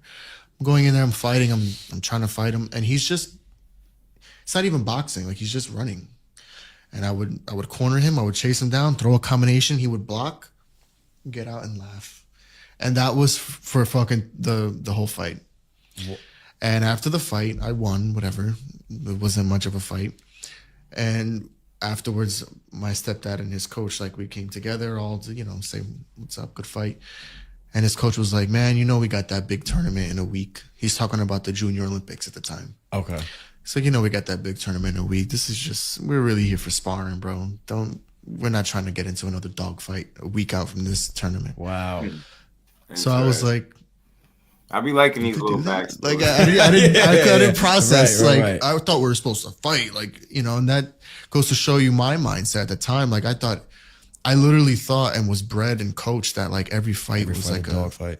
Like a, you know, live to, you know, this fight to the death type of thing, this mentality, and that creates a lot of fucking weird shit. And when you're dealing with a Fight kid, to the death when that Why then? Jose Again, it's just so intriguing to me. Like, the paths you guys went on. put on that You're stool. beating him at 16 years old. He goes on to really, really rise in the ranks, and now he's, you know, one of the most well-known boxers in the world. Why did you guys go these separate paths? I guess what could you have done differently at the time? It definitely has to do with backing. That's number one. Also, right when 2015, I believe it was, I fought in the Prudential Center. I was training for a fight at the Prudential Center. 2 weeks before the fight, I tore my labrum. I just didn't know it was torn. I just thought it was a regular shoulder injury. That's what it sound like. And I go to the fight. I knock this guy out in the first round. And as I'm recovering after the fight for like 2 weeks, the pain got worse. And so that next fight, after that fight at the Prudential Center, was going to be my HBO debut. But I had to get surgery. So, like, there were little times like that in my career that were like right where it was about to happen, something happened. Right when this is about to happen, okay, now I'm having managerial issues that keeps me at the ring for 2-3 years. Like, I'm recovering from that right now. But, Sure. This is frustrating for me. It's like things that happen, you know what I mean? Yeah. But also, he had a very innovative mentor, Floyd. Same thing that Al Heyman did to Floyd, he did to Gervonta. Yeah. How would you fare against Gervonta if you guys fought today? I think it would be a great fight. You know, I think in terms of skill set, I think he's 1 or 2 right now. Yeah. You know, best in the sport right now. The way he was progressing, that's why a good team is essential. You know, and a lot of fighters have taken this route where, like, the manager will pair them with an OG in the game. Gervonta had Floyd. You got Shakur Stevenson is out of Newark. Jay Prince we had the same manager. Jay Prince put him with Andre Ward and Terrence Crawford. So when you're around that, and Marcus you're just around that atmosphere, as it is with anything else. Right. You know, if you're into real estate and you want to be a real estate investor, you go around these people eventually, you're going to get either better, you're going to see things differently from how they see it. I think that'd be a good fight because you know damn well Shorty done got sharp, kick your ass for about now. But I like Julian Rodriguez. I've been knew about this guy. I mean, he ain't a new fighter to me. I just was interested in the story. I knew it would catch some people's eyes because it caught mine when he started talking, but it didn't seem like a crazy clout chase, but I just wanted to see why he had brought it up. But I get it. It's within the context. You know where he at right now. So, of course, you would want to say you beat opportunities. Yeah, and those things actually really go a long way because it helps a fighter's confidence. He got some good energy. And the fighter could be the best fucking skilled fighter out there, but if his confidence is not there, I didn't think he was lying. I mean, that shit is old. Forget, he's not even the same fighter. Now, Was so many Arturo Gatti a fighters mentor like that for you, or that you I didn't know really? for a fact got knocked down. Not probably. No, unfortunately, he Ain't didn't stick nothing. around You probably could look this shit up long if you enough. You want know, to, but he he wouldn't didn't beat him stick now. around long I enough. don't think so. But I did have a lot of Where he experiences fighting at? growing up around him. His manager, Pat Lynch, would throw shows at Shitson Park, Jersey. North Bergen area. I think it's like kind of like outside of the tunnel. His ass, if you keep Hobo. going straight. Man. And Arturo would go, and I would be this little kid with some big curly hair, and he'd be all drunk, be like, "Oh, there's the fucking this was kid a good interview with though. the hair. Come here, hey, do the fucking punches, do the." And I'd be there like in front of all his drunk friends with this big fucking afro, going like, and they would fucking clap for me, and yeah, it was cool. That's fun. But a lot of people I'm also around now, like. Yeah, Dub, he better be on it, man. That's a good fight for him, Tito, man. I'm looking to get him back on here too. Chop it up with him. Hopefully, I could get him back on after this fight. Hopefully, go out there and get that dub. But you know, he is getting this somewhat of a step up, right? Say what you want about Pedraza, but he been around, bro. Been around, so he ain't always an easy out for you. You're gonna have to. Or friends with now.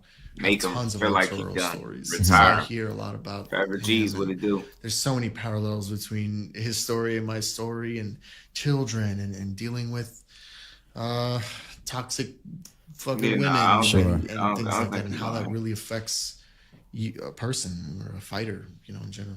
That's a shame that you weren't able to be around him a little more. You know what I mean? That sucks. I feel like that would have been a cool pair, you know what I mean? Are you looking? I mean, now you're more of not an OG, but like, would you look for that pair now, or now it's just like, hey, I am 23-1. I want to fight the best of the best, and I'm gonna get the fight. When I do get the fight, I'm gonna prove myself to you guys. Right. Well, I mean,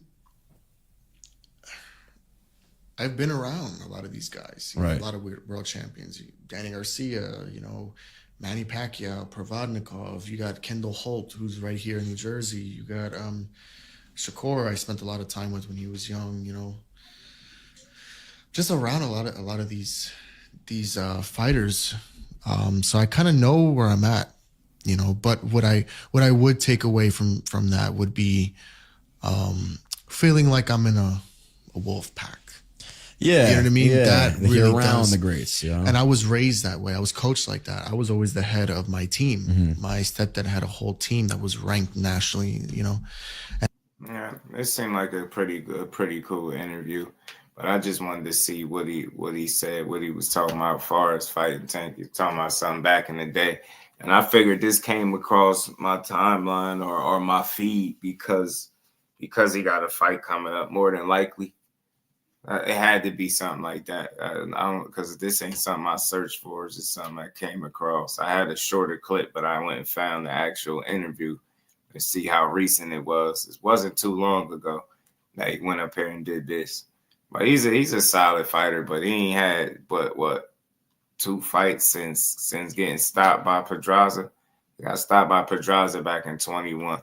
I had 2 fights since then. 1 in 23, a UD, and 1 in 24, a UD. You know what I'm saying? 2 8-rounders.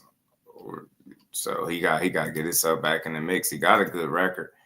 23-1 with 14 KOs. Like I said, that one is a stoppage loss to Pedraza. Hold on, give me a second. It's called Julian Hammerhands Rodriguez interview. Like, type that in. It's the John Rondi show that he was on. No evidence. John Rondi show. He talked about a bunch of stuff up in there. It was a whole good interview, but it must be. It must have been his ass from Hoboken, though, man. He from Hoboken, New Jersey, for real. That's the place I be saying people from when I be joking, but he really from there. That's where he from. But yeah, he's a good fighter. But like I said, I think, you know, people know what it is, man. They know his name. His name is big, and you mentioned the name in interviews, but it didn't come off as a super clout chase, right? It just seemed like something he was talking about because he asked. It came up because he asked him who some of the hardest punchers that he'd been in there with, and then that's how it came up. Then he mentioned Tank, and he started describing his power. Then he went on to say how he fought him twice, he dropped him in one of the fights or whatever. That shit really don't really mean all that much. Like, I wouldn't give a damn. Like, you know, it's a cool story, it's content, but you got to really be able to do that to him in the actual ring, bro. You know, under the lights. I'm pretty sure everybody got some type of sparring stories that we don't know about where they didn't get it off, or some type of amateur fights that they lost where they didn't get it off. It's just part of the story. It's part of your growth. You know what I'm saying? But you go through that shit to just get better as a fighter. So, shit, I mean, I wouldn't mind getting knocked down a couple times to be a much better version of myself as a pro. Like, shit, you know, you got to go through something, you know? Yeah, he's from Hoboken. Rome, you a fool. You're a fool. But shout out to Julian Rodriguez, man. Hopefully he get his career back on track, because, like I said, he been kind of out the mix. You know, inactive, should I say. I think he dealing with some manager issues or whatever he was saying.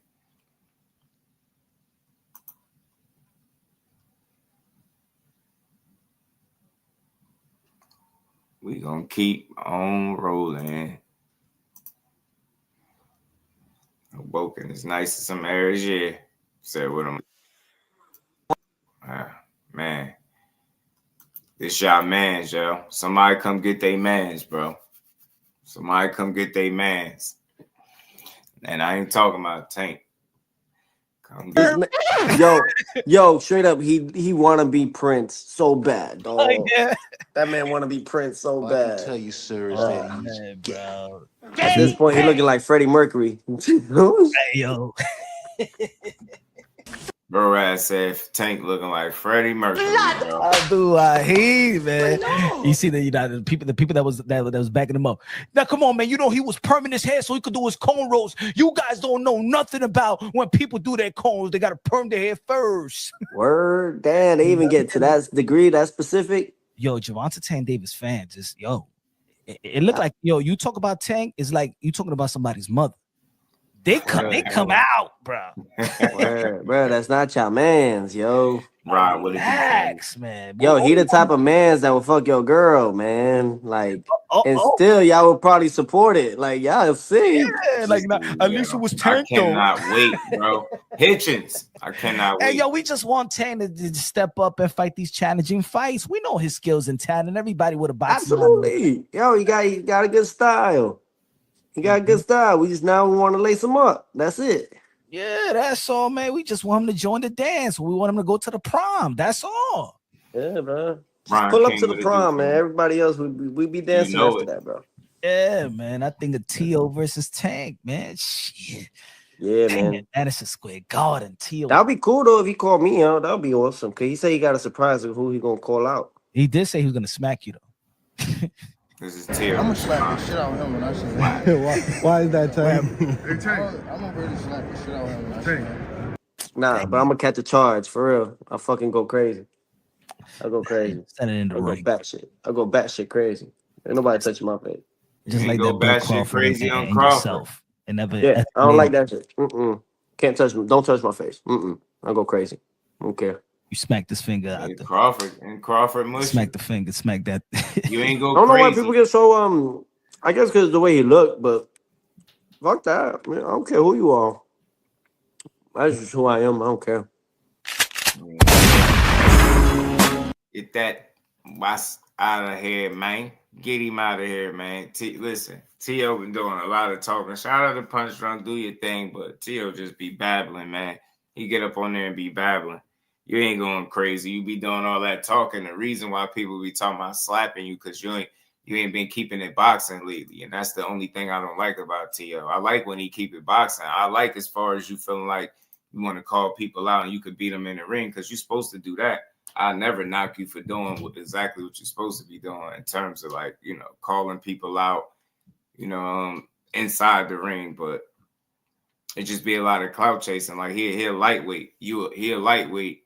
You at 140 talking about fighting guys like Ryan and Devin and shit who about to be full-blown welterweights and another fighter. So you not fighting no damn lightweight. Just give it up. you got real smoke at 140, and I think that's where his focus need to be at. Anything less is just attention seeking to me.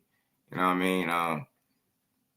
The crazy part about him is the more time that he spent on the sideline, the more time he got to do those interviews and make himself look and sound stupid. He clearly don't be wanting to fight nobody. He just be talking. He do a lot of talking and with no action behind it. But hopefully, you know, with this, you know, Bob Arum talked about somewhat of a 3-fight plan for this dude. And I want to know if he even going to get through this. I ain't going to, because if he get through these set of fights that he's supposed to be in, this is how you get the respect from the people. So aside from all that trash he be talking, that's going to be what it's going to be. All fighters talk trash. I ain't tripping on that. But the bigger picture is the fights that he got looming and that he could potentially be a part of. Like I said, starting with a guy like Hitchens. If you can go out there and beat him, I don't give a damn. Nobody say I have much respect for that. And that's a unification right there for you. But Bob Arum was talking about some fights that they got potentially lined up for you. But Teo got to be the one to sign off on it. He got to want this stuff. They can't just run it for him. He got to want these fights as well. There's real smoke for him at 40, man. And I'm going to keep saying it. It's a lot of good fights that he could be a part of if he just stopped getting in his own way. So that's what he been talking about. But let's see this, man. DCG was a tank would finally break Teo. Yeah, break his damn nose. FightHub.com here, Bob Arum. We just had the weigh-in, Bob. How do they both look on the scales? Look tremendous. I mean, there's not an ounce of fat on either of them. They're both very muscular. You know, I mean, you can't ask for more. Two guys look like they're in incredible shape, and they made the weight without any problem. So just was talking about yesterday briefly. Just want to find out a bit about what's the arrangement at the moment with Teofimo Lopez. Like, can you give me an update? What's happened with Teo at all, Bob? The Saudis have come to us, and they've talked about making a 3-fight deal with Teofimo. Which you say you hear him. I hope y'all can hear him. I hope y'all can hear this. If y'all need me to turn it up, I can. But you hear him talking about a 3-fight deal with Teofimo. I want to see if he can get a deal with Teofimo, which we like very much. And now the ball's in Teofimo's court to get his approval.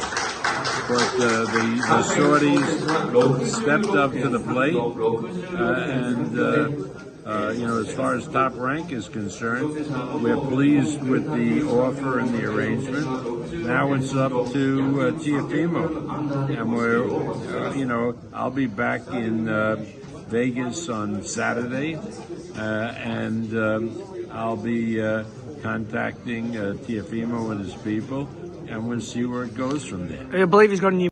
And you see, it's that simple. Like, aside from all the trash that he do talk, it is some real boxing act to talk about when it comes to him, because he just finds himself in a division where it's deep with talent, I think, right?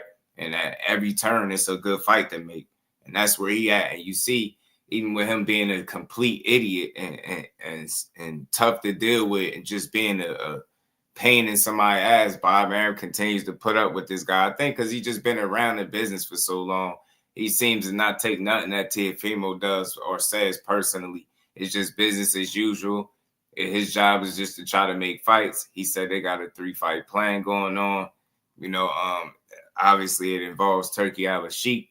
And like he said, the ball is in Teofimo's court to see what he really want to do. Like, now you will have to be a complete idiot to ruin this opportunity that he got in front of him.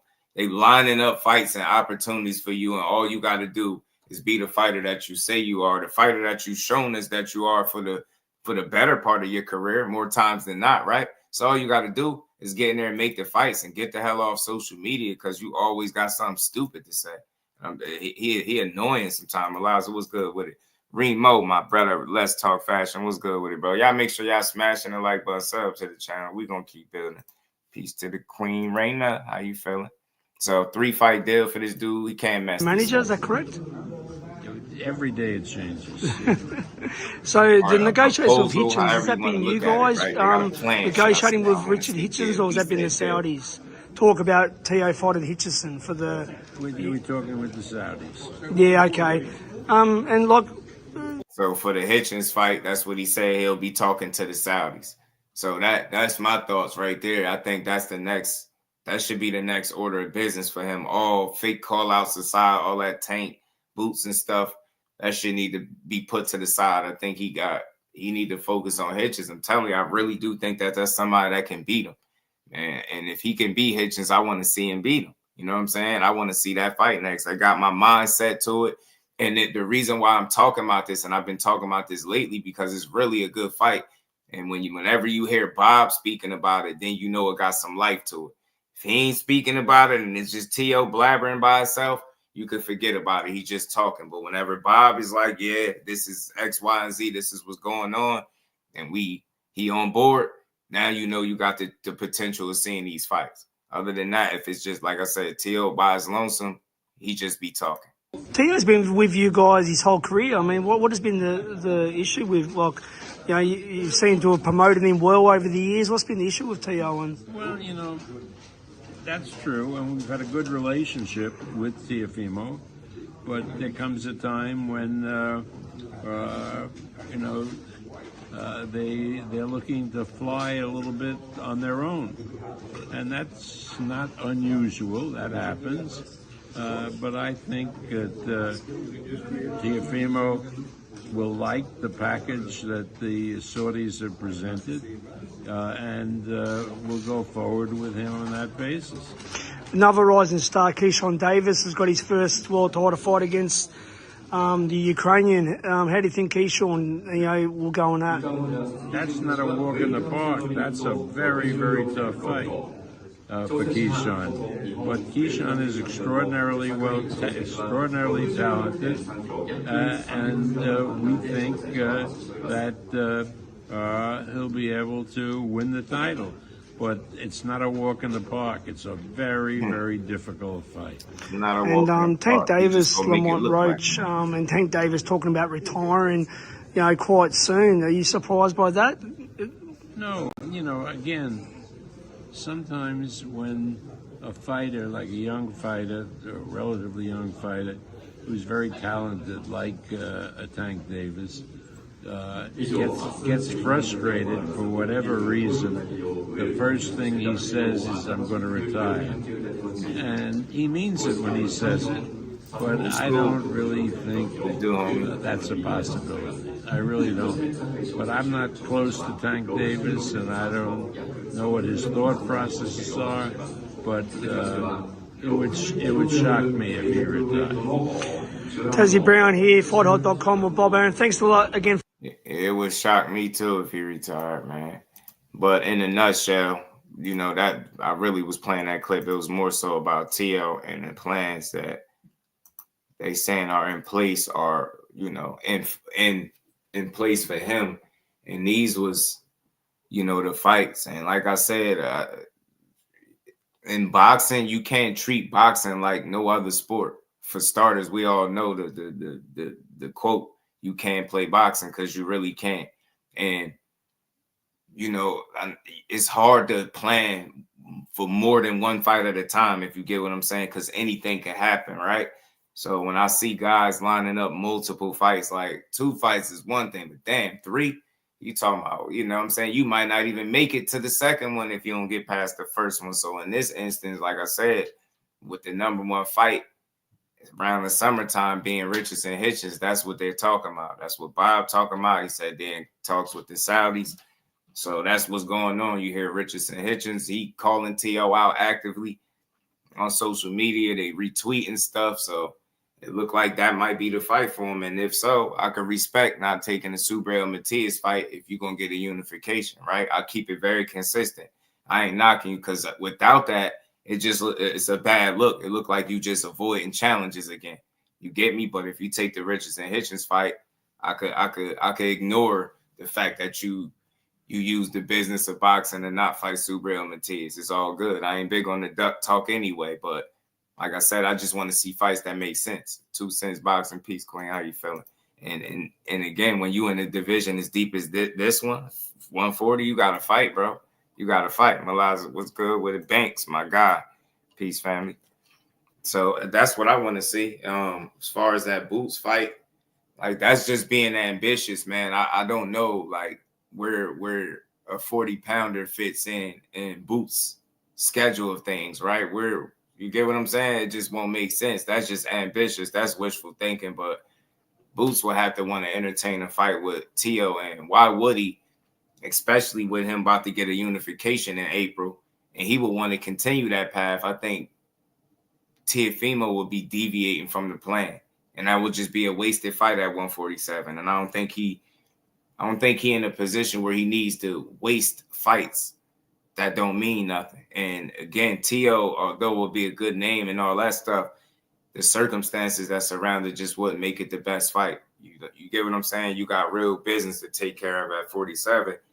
And like I said, you about to be one step closer after April 12th, in my opinion, because I don't see you losing to Stan Jonas. So as long as all goes well, both fighters are healthy and they make it to the ring, I see Boots coming out on top. I see him being a unified champion after April 12th. That's what I see. And at that point, like it would be no reason to sit around and wait for a guy at 140 to come up to 47. And then this is the crazy part. If Teo is really trying to run the table or become undisputed for real at 140, why would you fight Hitchens? Let's say you do beat a guy like Hitchens in the summer. Why would you then jump up to 47, right? And then entertain fights up there when you will be a unified champion in your respected weight class? It's like a whole bunch of, you get what I'm saying? That's the only thing. Turkey got these big plans, and you just see the matchups, but you got to make this shit make sense. And I just don't see him campaigning at 2 weight classes successfully at all. He already is not a big puncher up there at 140. 47, it'd be no different. And I think the challenges would get even more difficult for him. So it looked like it's one of them situations. If he going to go up, he going to stay up. So the only way I see him, competing at 47 is if he done at 40. You know what I'm saying? I don't see him fighting a guy like Hitchens and then going up fighting Boots. And then imagine that. Just imagine these 3 fights. And say he beat Hitchens, you go fight Boots. You get what I'm saying? And you talking about Ryan and Devin winner, Ryan Garcia and Devin Haney winner or loser. Bro, ain't no way in hell you about to run the table like this. This is boxing. That shit is not about to happen, bro. It is not about to happen. I don't see it. It's not going to happen. It's not going to happen. So I do like the conversations, I ain't going to lie, that do surround Teo. Because like I said, man, 140 is where it's at, bro. It reminded me of how 147 used to be some years ago.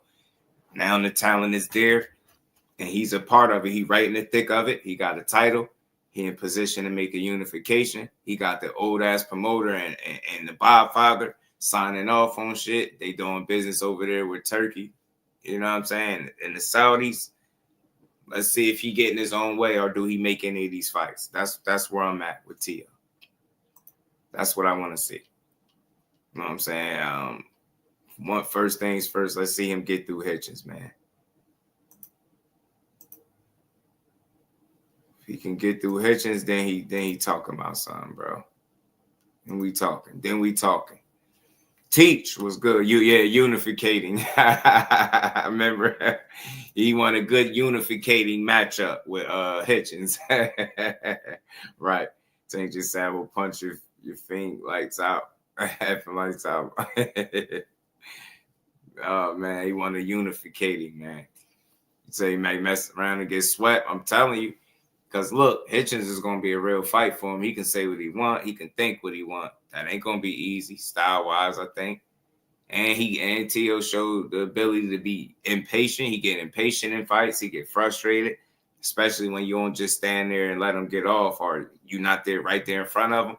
When you constantly present a moving target for Teofimo, he don't like it. He don't like it at all. By the grace of God, if it happened to live as long as Bob, I pray my mind's still intact. His old ass is sharp. Yeah, Bob's still sharp.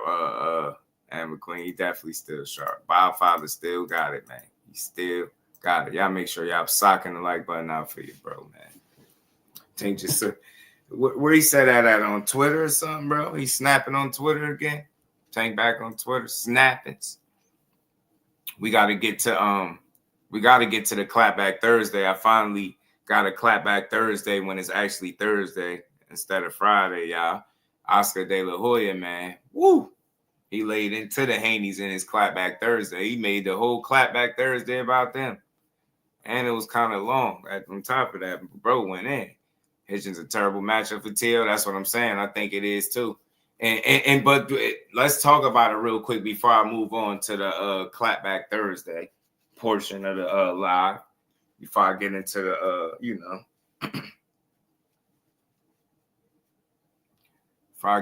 before I move past this, Ennis Staniona's gonna be fired. Yeah, Banks.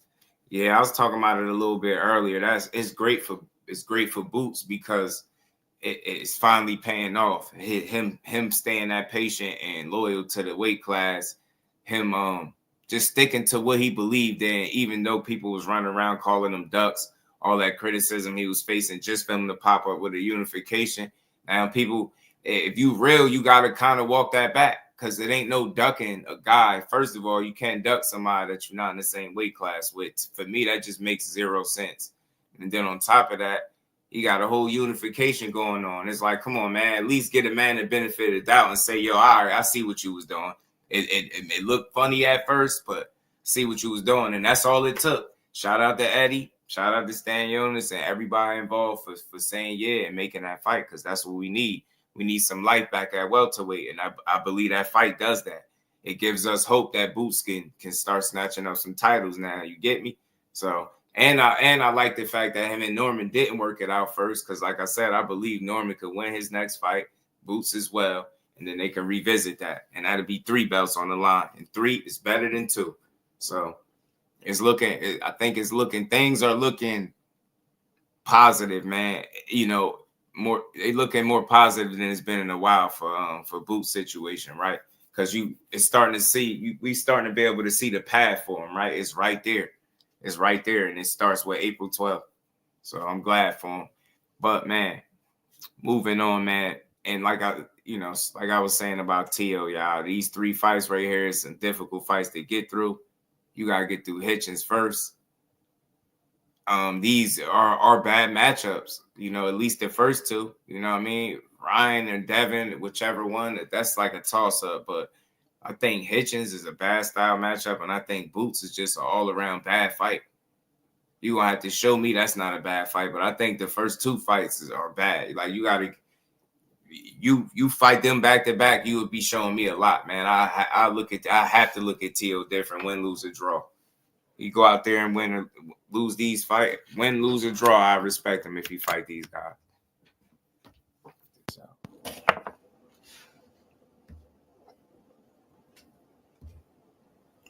My bad. I had to plug my mic back in, y'all. Man, he said he ducked Virgil. Shit, hell nah. Can't you? Nah, and that's real. You just can't duck a person that you're not in the same weight class with. You get what I'm saying? That's number one. I could say if he went there and he went up there, right, to 54 and didn't fight Virgil, then I could get where you going, right? But he never went up there. It was like premature. They was just looking. It's like making somebody's decision for him. That's what people did with Boots. They made his decision for him based off what he said. Like, and he was very touch and go. Like, it didn't sound.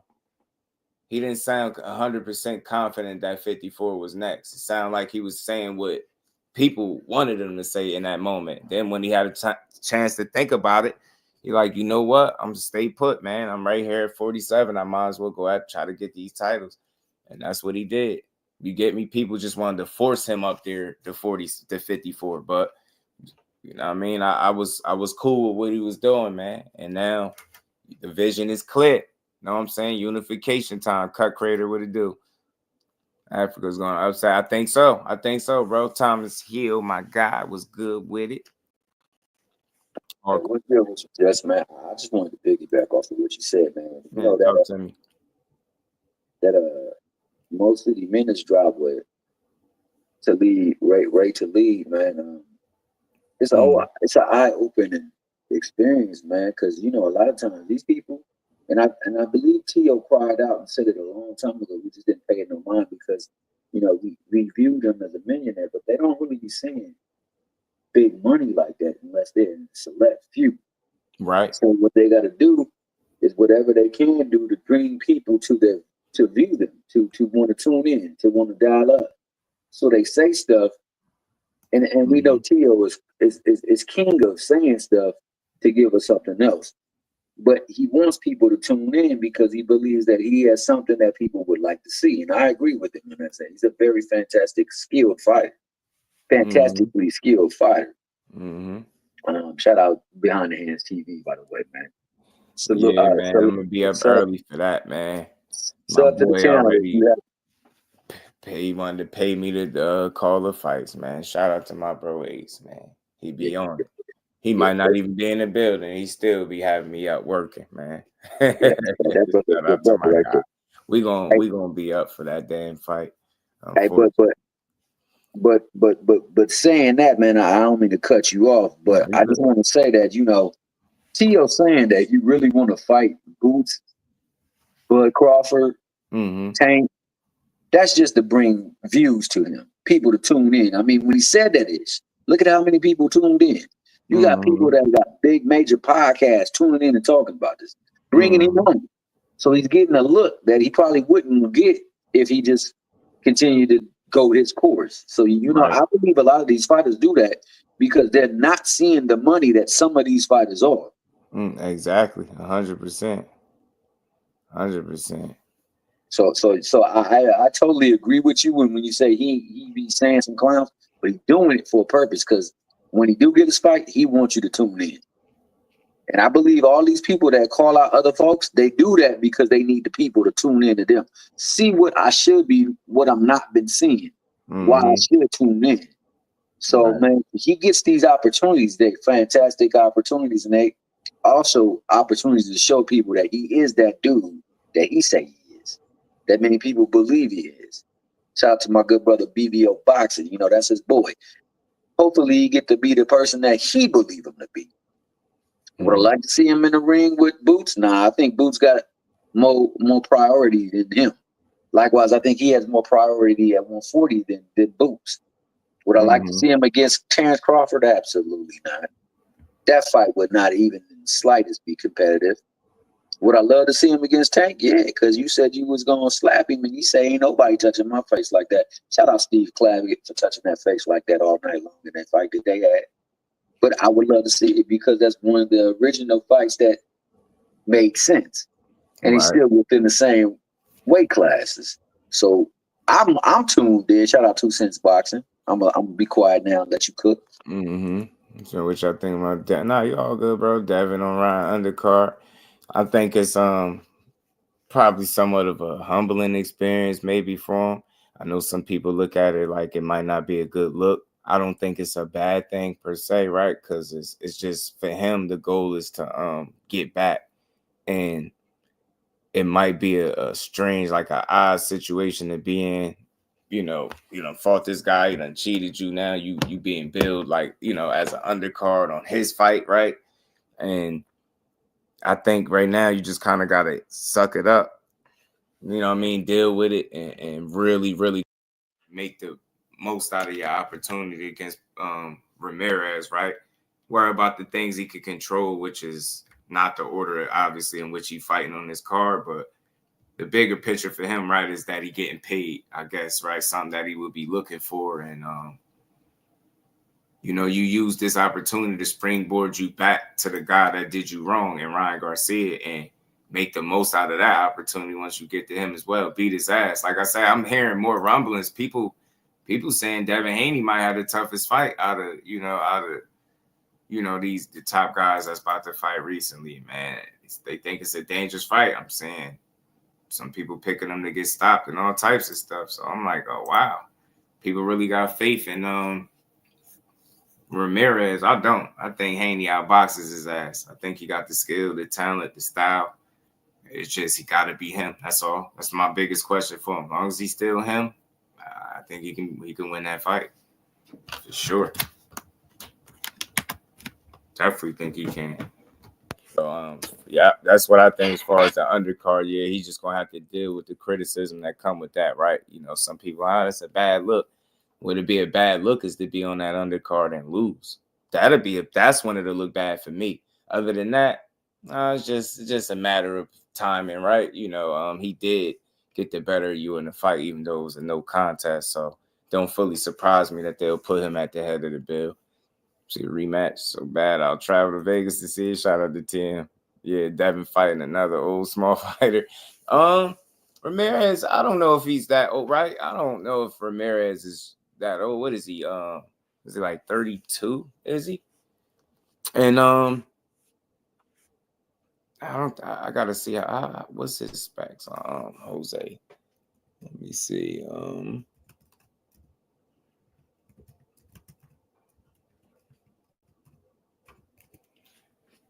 Say Ramirez as let me see, how tall is this guy?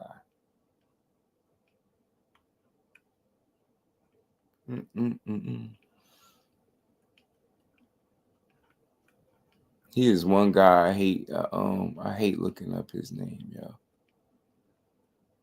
Be having all these other guys coming up and not him.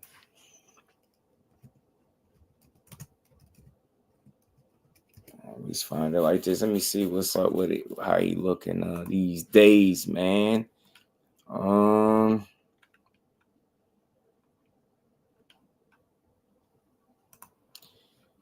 is he? 29-2 with 18 KOs. Never been stopped. Got beat by Barboza. Got outboxed by Barboza. Yeah, he's 32, 5'10", 72-inch reach. Nah, he's not too small. 32 years old. He's not too bad.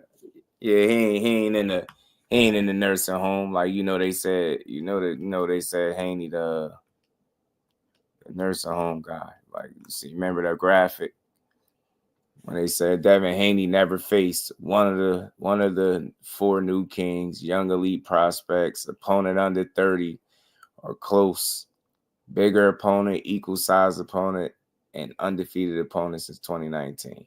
So since then he has fought Ryan Garcia. You know what I'm saying? Yeah, it's for Ryan Garcia. You dig me? Yeah, it's gotten there with King Ryan. So that's really what he got to do, man. I'm busy. What it do? He gotta just suck it up and get in there and make an example out of Ramirez the best way he see fit. Get that win, shake off any potential ring rust, any layover from the last fight to this one, right? And build your confidence, and then put together the best game plan of your life because you're going to need it. And you're going back in there with Ryan. Visit that crime scene. I respect the hell out of it, but you're going to have to be very smart getting back to that dude. It's not going to be easy. And time for Cali boxers get out. Just do that. That's a live for Devin. What, Ramirez? I mean, you got to think, look, Ramirez I look at not just the losses, but who he lost to. He lost to undefeated Josh Taylor when Josh Taylor was at the peak of his game. No shame there. Then he lost to Arnold Barboza, who's 31-0 right now. So ain't never lost. So he just seemed like he's had better days. He's beat Richard Comey. He stopped him in the 11th, right? A couple fights back. He beat up Ramses Bartholomew, got a UD there. And then he lost to Barboza. So he had beat Pedraza as well. Since losing to Josh Taylor, he won 3 straight and then lost to Barboza. So, I mean, it should be a fight that Devin Haney definitely should win, in my opinion. But it's one of those tricky fights as well because it comes down to how much Buddy got left in his tank. You know what I mean? Respectfully, like he gotta have something still left in the tank, man. It also depends upon how he responds after that fight, man. He ain't been looking to be up top since that fight, man. And I've been in fights, bro, and I know when somebody got the better of me. I don't care if they threw sand in my eyes, kicked me in the jimmy, whatever the case may be. They got the better of me, dog. And I'm not about to say, oh, well, he cheated though, or he didn't fight fair. Nah, make it freaky. I got up in there, I threw some punches. He got the better of me. And that seems to be one problem. Now, I understand that you not, as a competitor, you don't want to be giving your opponent or the people that you fought too much glow, but at the same time, you got to say, you know what? It was a no contest. I took some things from that fight that I got to work on and build upon. The next time I see him in the ring, you know, I'm going to show you what I've learned from that moment. Right. I like the way my man Russell just talked about the fight with Quail. He said, no matter what, I don't care if he ain't got a belt. He ain't a champion. Right. He gave me a look that I didn't like, and I got to get it back. And don't matter how, don't matter when, I got to get it back. So that's what I want to see from Dez. So just don't give him no room for an L. I mean, shit, he gotta cross his T's and dot his I's. Like, I don't think you could just overlook him, but I think I'm big on the style matchup, and I think it, like I said, I think it favors heavily Haney. But you know, if Ramirez can break the distance and land big shots, then that makes things very interesting. But like I said, the last few times I've seen him, even with the Comays, and he stopped him late. Like, I don't think Devin will be readily available to be hit as long as he's still him. I think he'll be able to box relatively well and move and kind of limit the damage, minimize any damage taken from Ramirez, and he should be able to take advantage of the fact that he don't really like go for it the way he once used to. At least that's what I see, and he does that in spurts. So I think it'll probably be maybe some little storms that he might have to weather, but if you can't beat Ramirez, you're definitely not going to beat Ryan. So you get what I'm saying? It's one of them things where you're fighting a guy that got some punching power still, right? He'll bring some pressure, but he's not quite the same pressure fighter that he once was, right? I mean, I think Josh Taylor really took something out of him. That loss, the way he lost, he got beat up.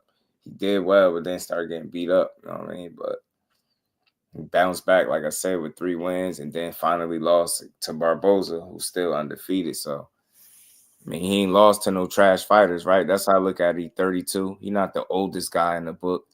He's not the oldest guy out there. So he still should have something left. You get what I'm saying? And he ain't get washed by Barboza in the last fight. I just thought he got outpointed and outboxed. I mean, it was one of them. Maybe with that Osterine, he gassed out in the 5th. If he gassed out, he in trouble. Ryan does in the rematch, I think. And McQueen, what it do, man? Yo, Just, was it just me, or did you see this too in Ramirez's last fight especially? He just looked a hair slow on the trigger, bro. Yes. Like, he just looked a step behind. I thought Barboza did a good job of sticking to the script. I got to give him his credit in that regard. Like, he stayed within himself.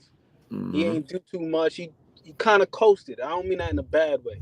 Right. I ain't going to take any unnecessary chances. I'm going to just keep you out here, but Ramirez just looked slow as hell on the trigger, bro.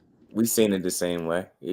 I agree. He was just it's like a tick or two missing. That's what I call it, like a gear or two that he's just not able to get up into. And that shit what made him dangerous, being able to apply pressure, but with combination punching behind it. Now it's like he overthink, he get there, he allow you to exit, reset on him, and he kept allowing, you know, Barboza, like you're saying, coasting, not in a bad way, but he did just enough, like just exactly what he was supposed to be doing in each sequence. Like if he needed a half step back to kind of get out of the way of the shot, that's what he did. If he needed to pivot out, that's what he did. Like he made all the right moves without making the fight overly difficult, and he didn't take no crazy chances. He just like safely beat him, limited any, you know, damage for the most part. And it felt like Ramirez allowed him to do that in a lot of those exchanges. Well, I should say in a lot of those engagements. He was just allowing him to do, like you said, like a half step, pivot, swim out. It's like, damn, it's like old Jose Ramirez, he probably would have threw a little flurry right there to try to contain him. But he just seemed to be content to just get in range, but then not do anything. It just felt weird. I felt the same way watching what's my man's name? The one that Shakur beat, Christopher Diaz. That fight that he had with Henry LeBron. Yeah. Recently, like he would like get in range, and not do nothing. Not do anything. He just kind of Not just do pops it and just look every at it. single time. Every single time. I'm like, bro, what? So when you get to that point in your career, it's tough. Like you went from being a guy that'll really bring that pressure and that heat to like you'll turn the stove on. You might not cook nothing, but you'll turn you'll turn the stove on, it come on, but you ain't gonna cook shit. Turn the stove on just to warm up the room. You get me? Yeah, you ain't about to cook no meals no more. You ain't cooking shit, but you'll warm up the spot a little bit. That's about it. And that's not enough for him. If he looks like that against Dev, I got Dev winning pretty soundly. I got Dev winning pretty soundly. And if Dev is also being, just a tad bit more assertive, then, I mean, good luck with that. I think he's got a really good chance of looking strong in the process. As far as him being co-main, or it doesn't even really matter because he's got a real opportunity with the guy that he has in front of him to look really impressive. If Dev looks extremely impressive, like if he just kind of just gets by Ramirez and we be like, but if he looks impressive and he puts on one of those performances like he had several years ago against Antonio Moran, one of those, then we'd be like, oh man, Dev might be cooking with some grease. So regardless of where he falls in the order of the card, that'll be rendered irrelevant. Right. I'm with you, man. He got a real good opportunity. He could really use all of this as an opportunity to prove some people wrong, man. Telling you, go in there and go back to doing what you do. Boxing, being smart. Make them respect that shit. Go out there and paint a Picasso on Ramirez and show him the way to the door, bro. Know what I'm saying? Show him he ready to go ahead and hang him up. He just don't know it yet. Go ahead and show Ramirez the way to the door, Dad. I'm pushing that. Go show that man the way to the door and get right. You know what I'm saying? Whoop his ass and then look directly into the camera and go, I'm back. Oh, You man, know, the I'm internet back. ablaze. You know what I'm saying? Ryan is next, B. Talk your ish. You gonna fight first, so take advantage of it. You know what I mean? That camera, get that microphone in front of you, make it clear what your intentions is. That's all. Flip this shit around. And I'm telling you, and finish the job. You go in there this time, he gonna have to be clean. And ain't gonna be no excuses. And you go put together the best win that you can. And that's it. Do away with that business. I'm telling you, bro. Start rewriting your own story, man. Tell your dad to pipe down just a bit. You ain't got to shut up all the way, but just chill just a little bit. Stop promoting anything that is the 4-letter word that I shall not say right now. Just leave that out of your interviews. Focus on the real smoke in front of you. Guarantee you people start to respect it. Like, yeah, you got beat up. Yeah, he was suing, but they put that stuff on hold and then they got back to it. Like I'm telling you, it's an avenue for you to get the people to respect your grind again. You know what I'm saying? Because everything looking crazy is like Ryan is, got you looking shaky in the light. So you gotta get rid of that, man. Rozier was good with it. And Glanton, bro, is finally getting his big shot against Chris Bill Smith. Oh, you talking about Brandon Bulletproof Glanton? Shout out to Fender Bender, man. Yeah, he can't be gun shy. Cuddy Hendricks in the building. Yeah, he can't be gun shy. Gun shy, he gonna be hurt. He gonna get himself hurt like that. You do that against Ryan. Ryan gonna pick up on it. He said, "Tank Vicious Davison." Tank Vicious Davison.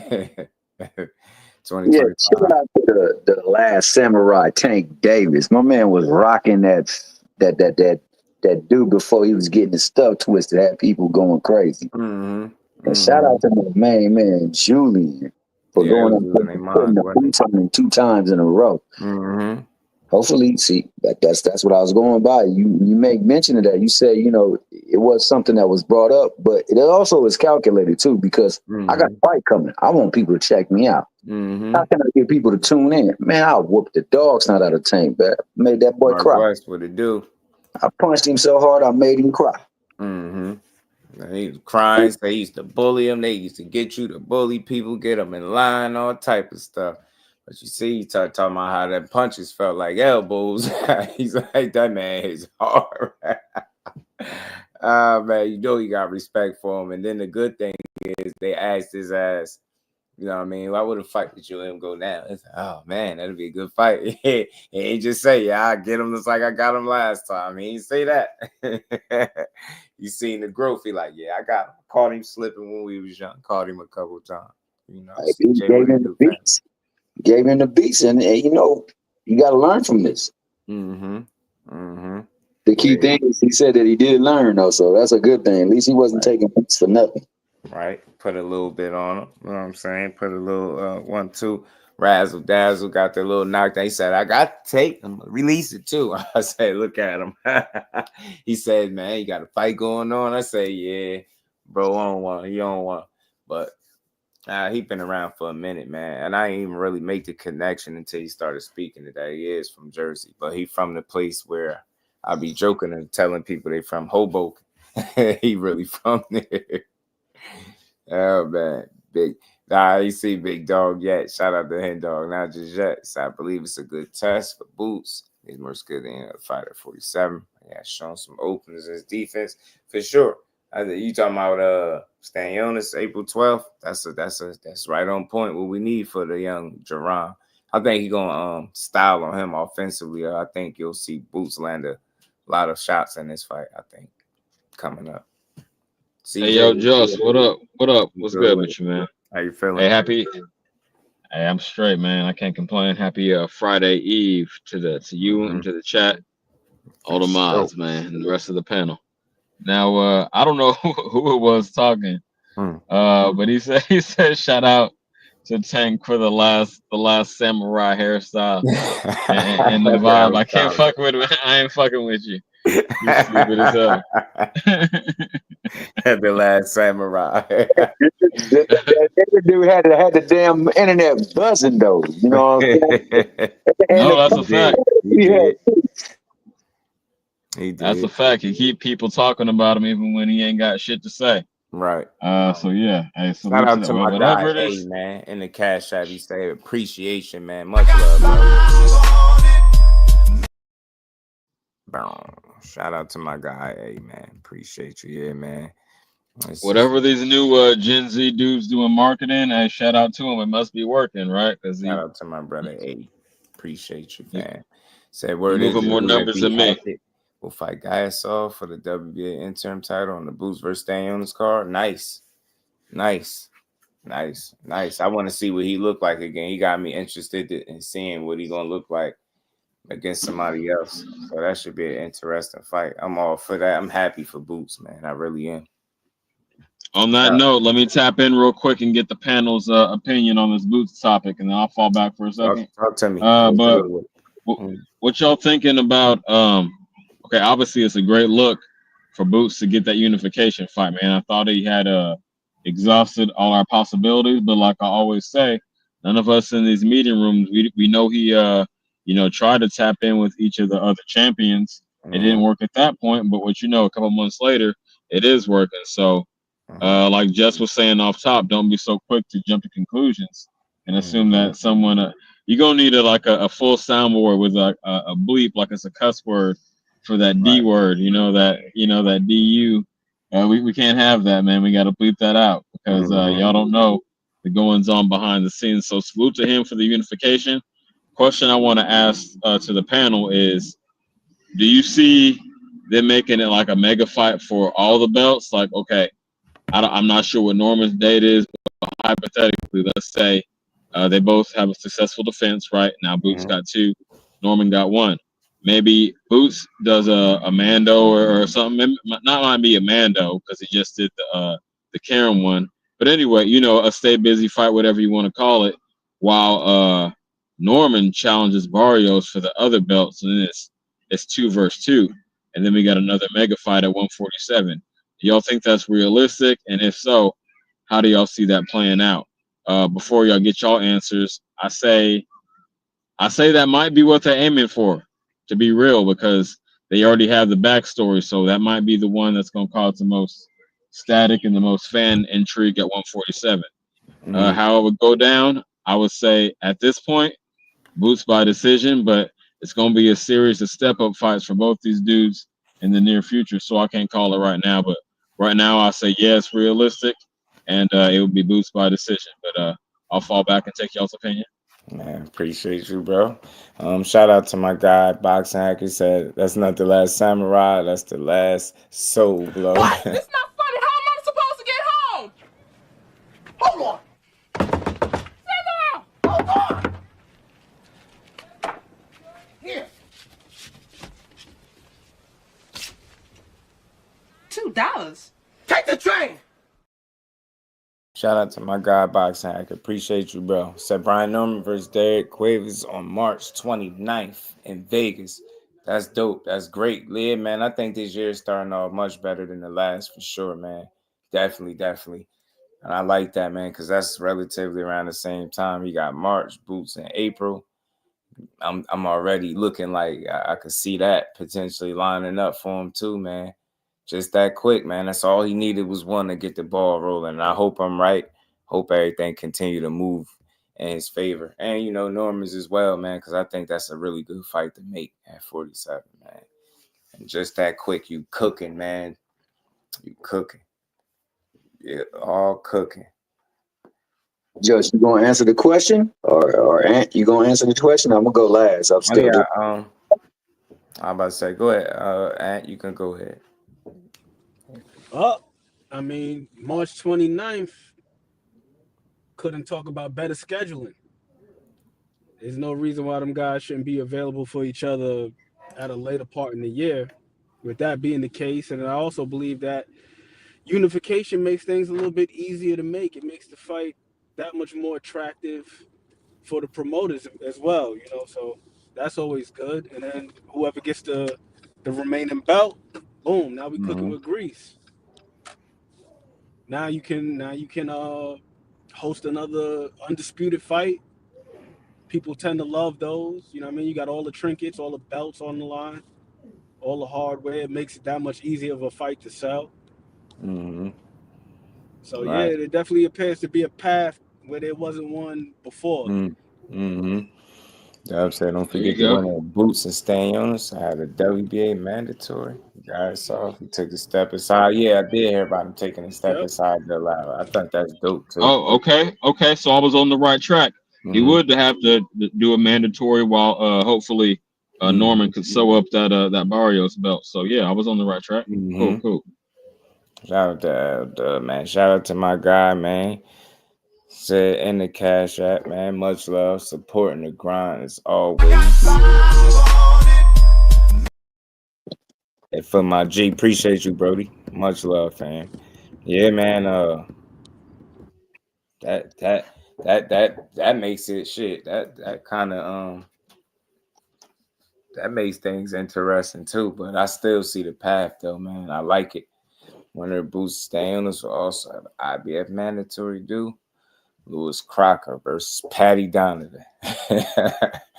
Trying to eliminate her on March 1st. Shit, they're gonna want theirs. Hopefully, man, they can make boxing great again at the welterweight division with the right fight. What you say? Just Crocker versus Paddington? Lewis Crocker, yeah, and Patty Donovan. If that ain't a UK fight, goddamn. Yeah, that's over the pond. Yeah. Thomas, you wanna chime in, bro? I agree with you, CJ Rich. Hey, first off, shout out to my brother CJ Rich, man.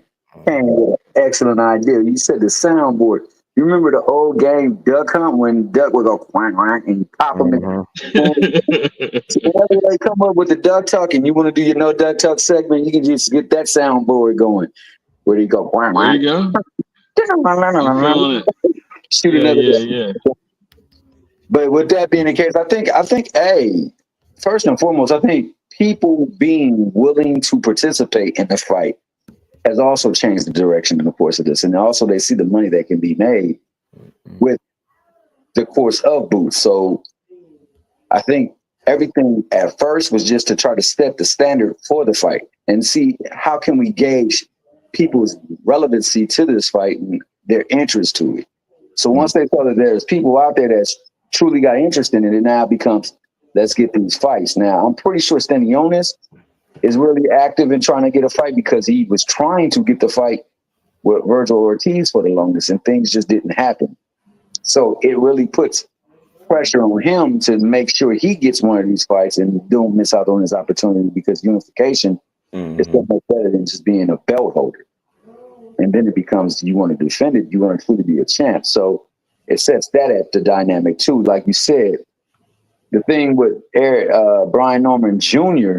I'm gonna be calling that fight too. Oh yeah, for sure. I'm gonna be tuning in. And that thing about Brian Norman Jr. was also to set the standard for the interest and to let them know that I'm actively, willingly trying to pursue this fight with you, so we can likewise unify. But fighting Barrios also adds more, what you say, petty cash to the store, if so to speak. You know, it gives him more cachet. I should say, gives him more cachet and leverage on the negotiation, but it also drives up the interest. So hopefully it does play out that way, because there you go.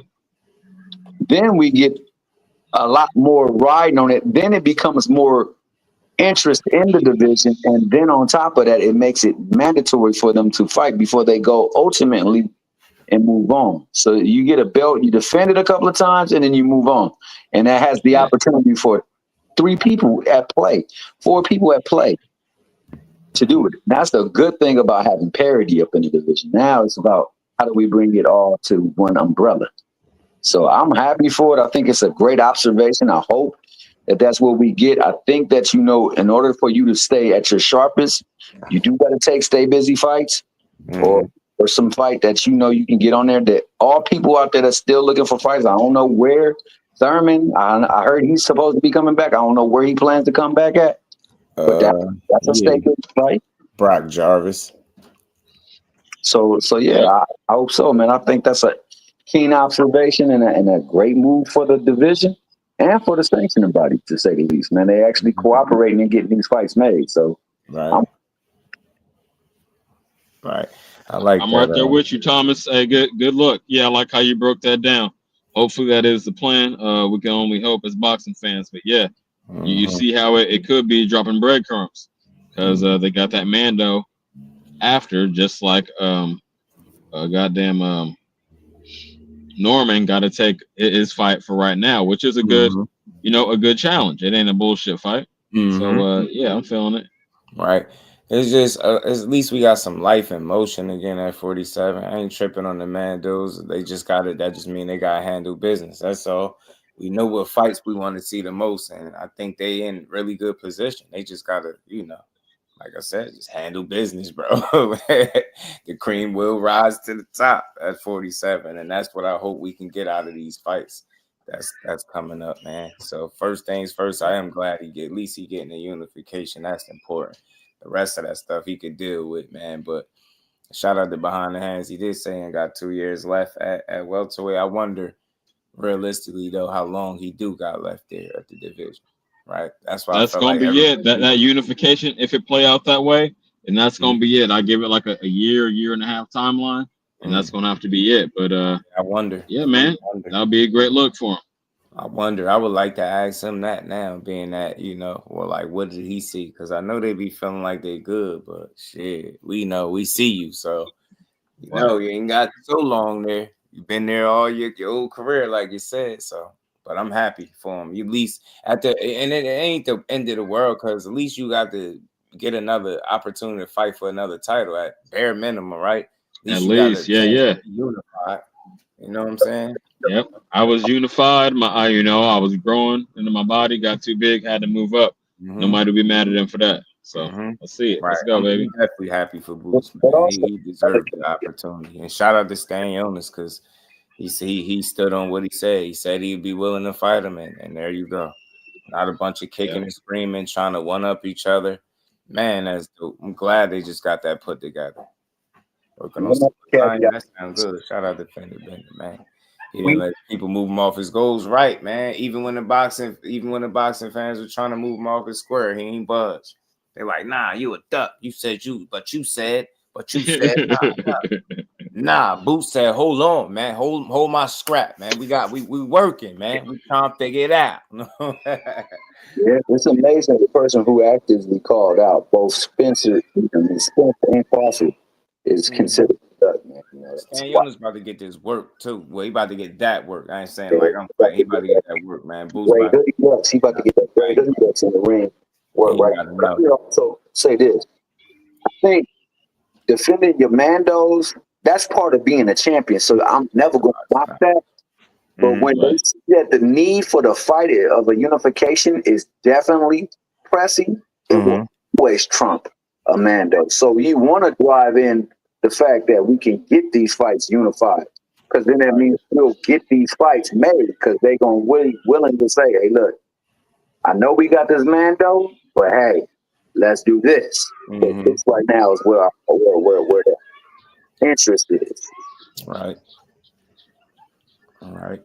Yeah, they wanted him to move up, man. That's why I say sometimes you just gotta listen to the fighters, man. I know he expressed his little interest in dipping his toe up there, but it never sounded concrete. It always sounded like it being an option, not a priority. And you always knew what his priority was. And again, sticking to it. Now he finds himself in a position where he could just put all his time and energy into this next fight. That's gonna be good for him. Stanionis about to catch one, bro. Stanionis about to catch one. Barrio's gonna be next. I love to see that one too. Telling them it's right there to be made, but the only hey, Just let me get your response to the second half of my question.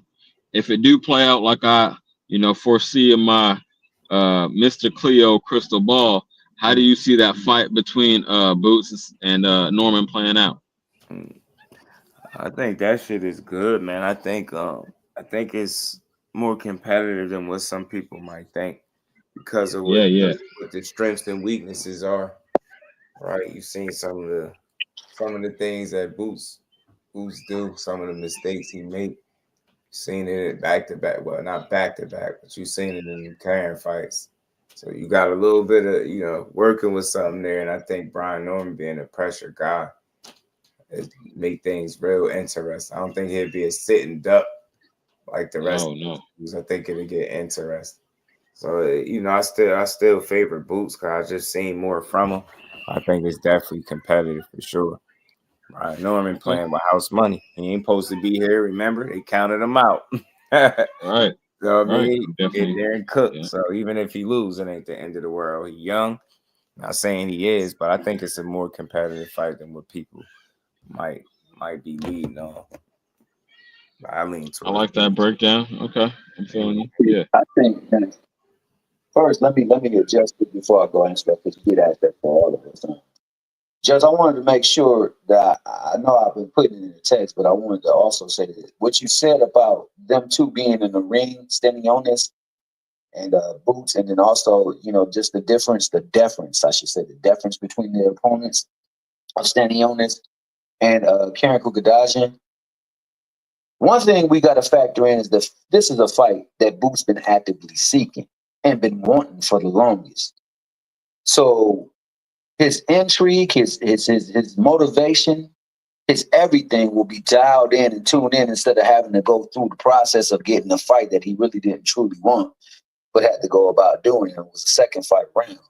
That's not to explain his performance. That's just to say that, he's going to be much more in tune to this fight, because this is the fight he's been looking for, and he's been looking to unify and ultimately trying to become undisputed in the division.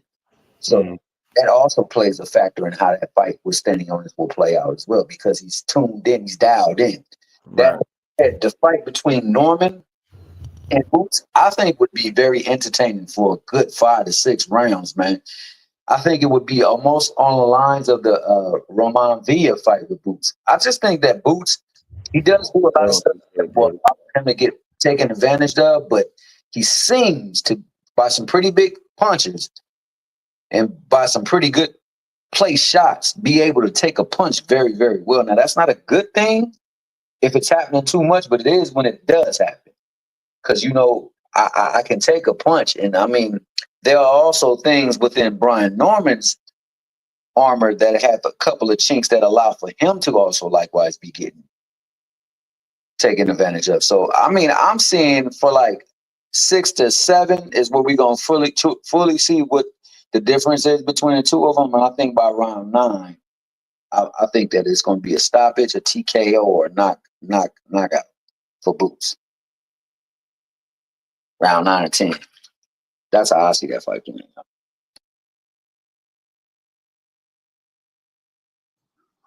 Okay. You're not too far from me. I said decision, just because I don't see Norman getting stopped by, like that. But I can respect that. It's gonna go late. It's gonna go deep, and it's gonna be a test of heart and courage because they both, like y'all alluded to, both got a stylistic. I don't want to say shortcomings, but maybe that is the word, shortcomings that the other could take advantage of. So okay, that's cool, man. I would say more technical than stylistic. No, I would say more technical than stylistic. And in the case of Brian Norman Jr., if you just look at his dimensions, Boots clearly has a longer reach. Brian Norman, I don't know, he doesn't really strike me as a big welterweight. Like I look at him next to some of these other guys. Like I looked at him next to Errol Spence. He looked pretty damn small. Then I was looking at his reach when he was fighting against the last guy, Santillan. I'm like, man, his reach ain't nothing too crazy. But I think with Boots, the only thing about him that I have reservations on is his feet. That's the only thing with Boots is like inconsistent with anchoring himself. Like if you watch him throw his power punches, particularly when he's in southpaw, a lot of times he does fall in and he doesn't anchor himself. He kind of reaches. And I believe that part of it has to do with his athleticism. Like being so athletic, you just assume you should be able to just, lunge and reach as opposed to just, working behind a jab and closing the distance and then throwing a power shot. Like that fight with it wasn't just the Karen fight. It's happened in other fights too. He's fell in the Karen fight. I feel like that one kind of highlighted like Boots is athletic. He got quick feet. He got pretty fast feet. But I still, once again, as far as his feet are concerned, I got my reservations about the education of his feet. Just because he's so good, because his reflexes are so sharp. A lot of times he'll stand there and he might slip 2 punches, but if you throw a combination, you'll catch him because he doesn't get off the line after slipping a punch. He'll slip, and he'll kind of just stand there. It's like, yo, it's okay to get out of range. It's okay to pivot off the line. You know what I mean? Use your feet as a line of defense. But he doesn't really use his feet in that way. So that's where it gets a little bit tricky. But I don't know. Stiff in the legs, don't he? Certain points getting stood straight up and getting countered. I was noticing that. I'm like, yo, he be standing straight up at times. Never seen somebody with that type of athleticism really have that be an issue for him at the same time. It's weird. He's like, he almost a little knock-kneed a little bit. I'm telling you. Shout out to my brother. The education of the feet, just like when I watch him fight, sometimes it looks like a lot of the work that he does as far as like pad work, the drills, it just looks like he just does a lot of stationary pad work. You make a good point, bro. You make a great point. A lot of shots. He'll slip shots on the line. But be right there after. But he doesn't. He'll be right there. It's like, yo, you're right. Something he got to work on. I think just being so naturally athletic, you kind of rely on that sometimes when you shouldn't. And you see him get hit with shots that if he didn't want to get hit with, he would. So yeah, it's definitely something he got to work on. Shout out to my brother Big Dog Willie coming through. One of the best parts of the show with the Bill Haney facts. You know what I mean? Bill Haney said on X in 1984, Paramount motion picture asked Bill Haney to play Marty McFly in the movie Back to the Future. Bill Haney decided to develop McDonald's McRib and Tecmo Bowl for Nintendo. Facts, it don't get no better than that. And we ain't never got a box again. Well, better than that. I already been getting these bet, but now it's time for you to get your Jusdu. Shout out to Big Dog Willie, man. Nothing. Bill Haney is a legend in these streets. Nah, I got you, Akello. We ain't get to the clapback. I got it though. Kenny Drake was good with it. He said, damn, my man said technical. Yeah, Bill Haney is a legend in these streets, dog. But yeah, man, I think far as that fight though, Stanionis could be tough, put up resistance and things like that, take Boots some rounds. I mean, maybe he could make it the distance. I wouldn't be totally shocked, but For the most part, I think offensively, Boots gonna get off in this fight. I think overall athleticism, speed, power, reflexes, just the talent in the ring. I think it'll be much different than what Stanley is used to, and the fact that he's so readily available to take shots, I don't think he'll be in good shape at the back end of that fight. So I could see a TKO stoppage or ref stoppage or something. I really could. 15 fights deep, huh? Stanionis is not the most flexible with his defense. It's primarily just Well, high what up, guard, bro? high guard, high guard.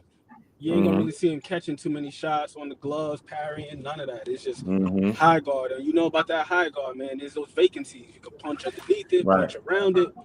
Boots is an accurate enough puncher where he could punch through it. You know what I mean? So Right. I'm curious to see how Stanionis is gonna come into this fight. I will say this though, after watching this I agree, last fight Cal. with Maestre, I thought his jab was a lot better than I remembered it being.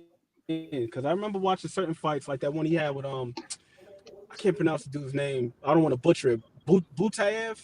I know you're talking about. And it just felt like he was just throwing bombs, like neglected his jab, and so I know he could take a punch. He's a sturdy guy, but I don't know how many of those you could take cleanly, like from a guy like Boots. Right.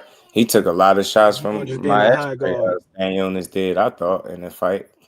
It was like one of those fights. You know how he fight. He always in a fight. It's never just clean. He don't fight that way.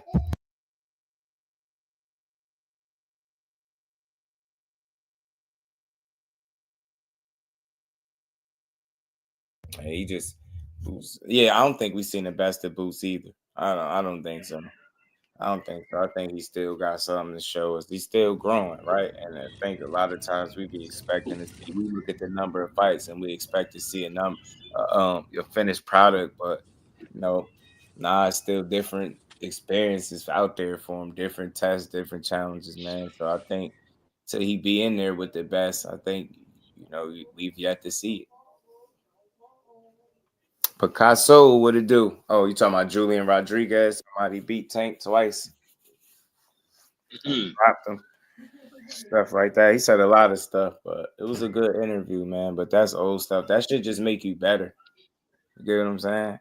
That should just make you better. Right, man. That's where I'm at. You still got people, you know what I mean? And that's why I think people overreacted when you finally see him not stop somebody and then it looked a certain way. People overreact because you was used to seeing it look a certain way and not taking into account, no matter how good he looked, it's still, you get what I'm saying? That you got to think about who he in there with, the style of that guy. Got to think how many Karens did he run into in his career. That was a one. You get what I'm saying? That's a one-on-one. Man, my bad, Flossie. Yo. You get me? Like he ran into his guy. Not to give him no out. The way I chalk that fight up right now is just he ran into a guy that don't allow you to look good against. Fighters run into those guys. You know what I'm saying? Some people just got ugly styles or, able to make it look ugly with the mistakes that he made. He made the same mistakes from fight to fight. You know what I mean? And both of them joints. So, and Karen brought two different game plans. The first one, he was on the bike. And the second one, he was more, on the front foot, breaking the fight to him. I think that caught him off guard a little bit too. Most definitely. You preaching right now, Just. It's a 1-to-1 comparison of what they're saying about Crawford, and half of the doubters saying it's about weight.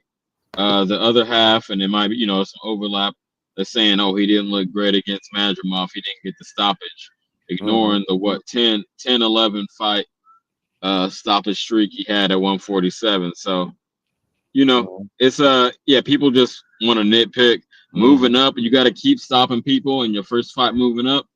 Right. So we're gonna say if Crawford don't stop Canelo, then it don't count. No, fuck that. Man. Right. He won, man. That's crazy that you made so. A win is a win, bro. Right. And I'm tired of him saying he looked bad in his last fight. He didn't. No. He just didn't dominate the way you've seen him do for the last 9-10 fights straight. That's all that was. And that's overreaction. That's it. Exactly. Like, oh my God, he's old. Man, he didn't look good. Nah, man. People forget that Porter that was not in the very best of shape was winning that fight until he got knocked down. But I want to circle back to the Kukodaji and Boots thing too, man. do see a lot of the flaws that he makes. Well, not flaws, but mistakes that he makes technically in fights playing a big part of that. And I do see the adjustment that Karen and the fighter that Karen is too have a factor in it as well too. But likewise, man, I want to make mention of a movie, bro. You remember Love and Basketball?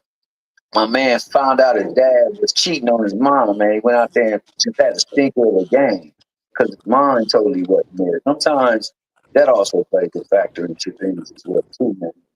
And I think him being in a fight that he truly wants, but having a little bit more focus and set to do things a little bit more in tune and in depth with the training to get himself ready for this opportunity, because this is an opportunity he's not had that chance to have or partake in. I think most of it. I think this is going to be a big show for him. Right. Only getting better, man. I believe he's going to work. And like bro said, the best, I think we ain't seen the best of him. But in this case, man, I think these are the type of fighters he shine against. Respect to Stan Jonas, but his ass a bigger version of Sergey Lipin, yes. To me. And I think the fight could look similar in some ways. We'll see, but I just don't see him having the speed and athleticism to keep up. Like, I see that being his biggest problem. And we're going to see it. It might get wild in there. Boots might really, and one mixtape. It's about to be and one mixtape Boots, April 12th. And one mixtape.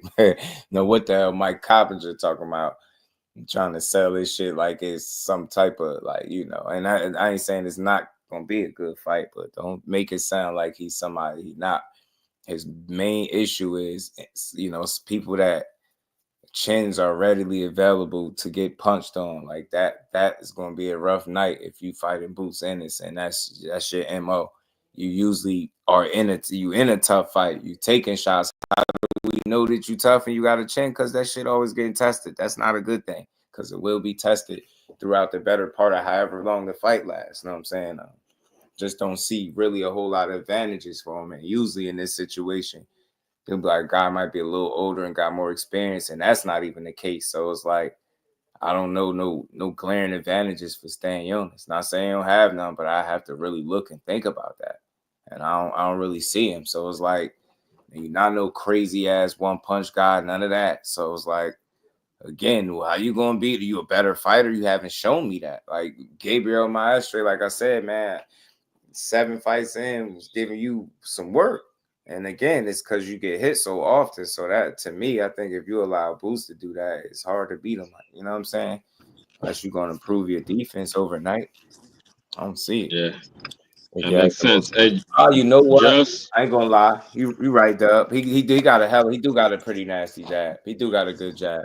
That could be a weapon. I didn't account for it, but I just don't see enough. I'll say that. Because he's a good boxer. I just think he get hit too much. That's going to be his biggest problem. He's coming in orthodox, right?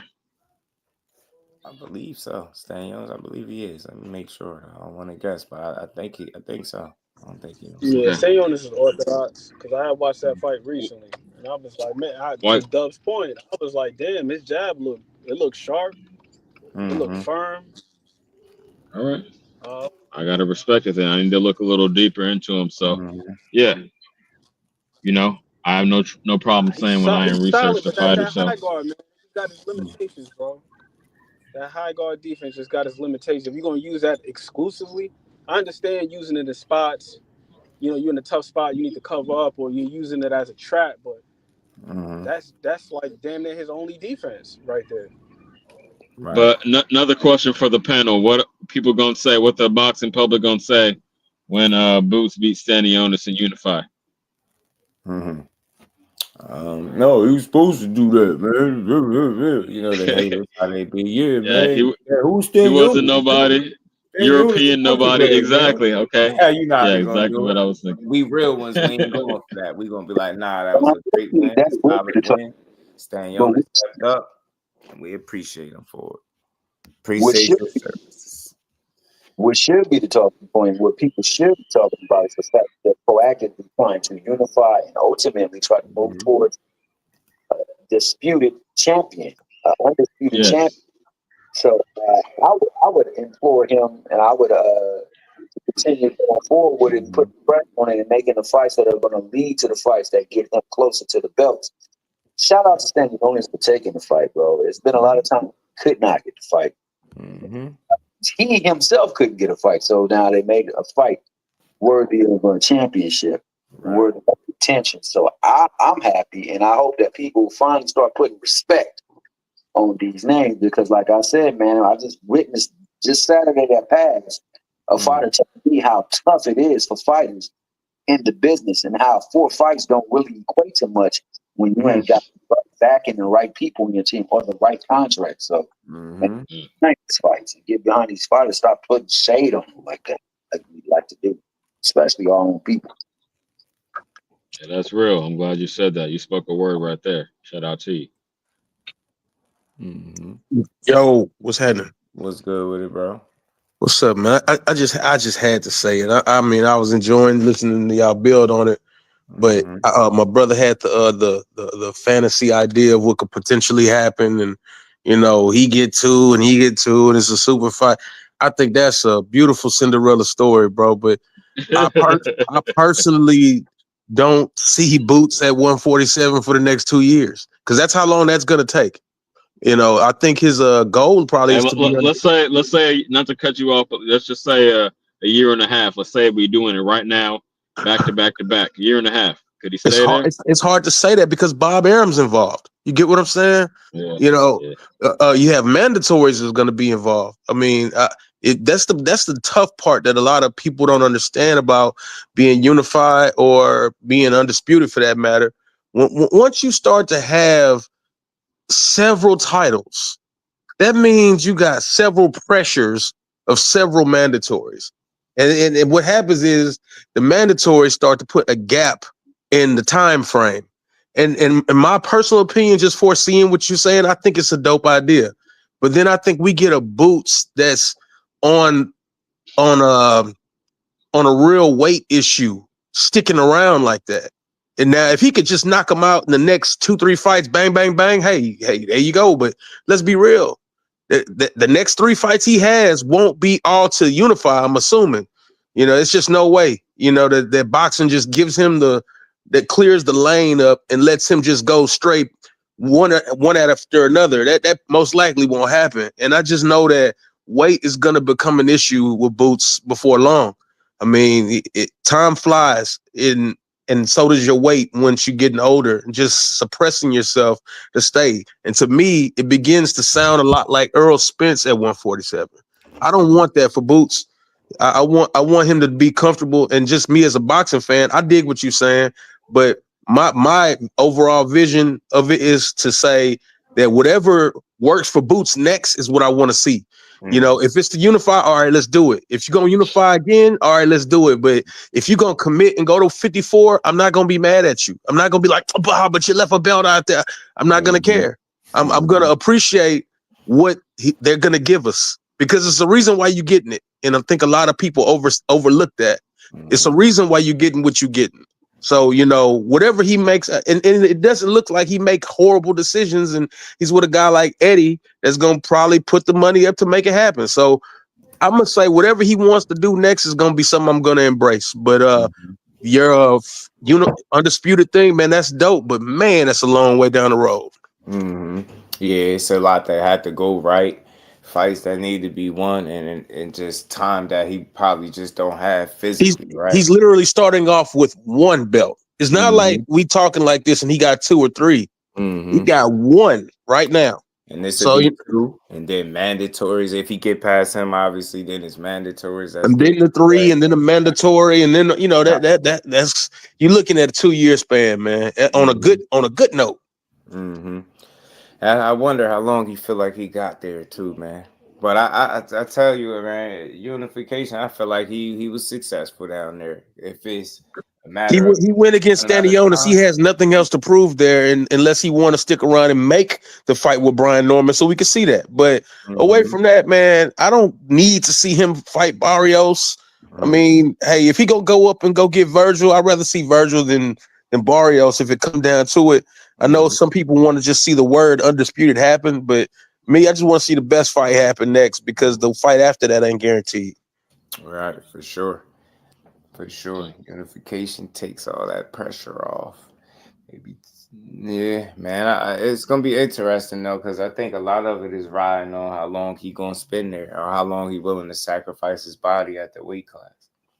See, now you're being more practical. Now you're being realistic because those are the factors that go into it. Not this guy ducking or he don't want the smoke and all that frivolous stuff we talk about. We talking about a guy who a fight ago was just thinking about going to 54. He got crucified for it, but he was thinking about it. And I know that wasn't his first time thinking about it. That's the first time he said something. So, you know, we gonna see what happens after this fight. And then after the next one, I'm assuming, but you know, to hold his feet to the fire, to stay to get undisputed, I don't want to do that to him. Right. Not if he got to physically, like I said, sacrifice his body. Nah, I don't want to see compromised fights in the effort to chase undisputed. I'm with that. I mean, we in support of whatever Boots doing, but I think reality is set in too. You ain't going, you know, I don't think undisputed is worth that. You know, I don't think so. We'll see though, but I am happy for him, man. I am happy. Got the ball rolling, man. Good job, Eddie. My bad, Rich. Did I blow your high? Yo, I was sitting up here just reflecting on what you said. I was like, damn, man, he kind of right. I wasn't saying shit. You got me. No, I'm good though, man. It's good to get that feedback. In a perfect world, because it's right there, and you know it's right there. But then as you deep dive and you see, it's gonna really take some time. It ain't, and it's crazy. The most difficult challenge is not gonna be, no disrespect to nobody. It's not really the opponents, it's the amount of time. Hey, just the scary part about what he's saying, the scary part about it, and I know people gonna hate to hear it. All those belts are probably on different banners under different promotional companies. You know who could pay to make that happen? Shout out to my guy Cash, man. Boots said he wants to win a welterweight belt legitimately. Yeah, he did.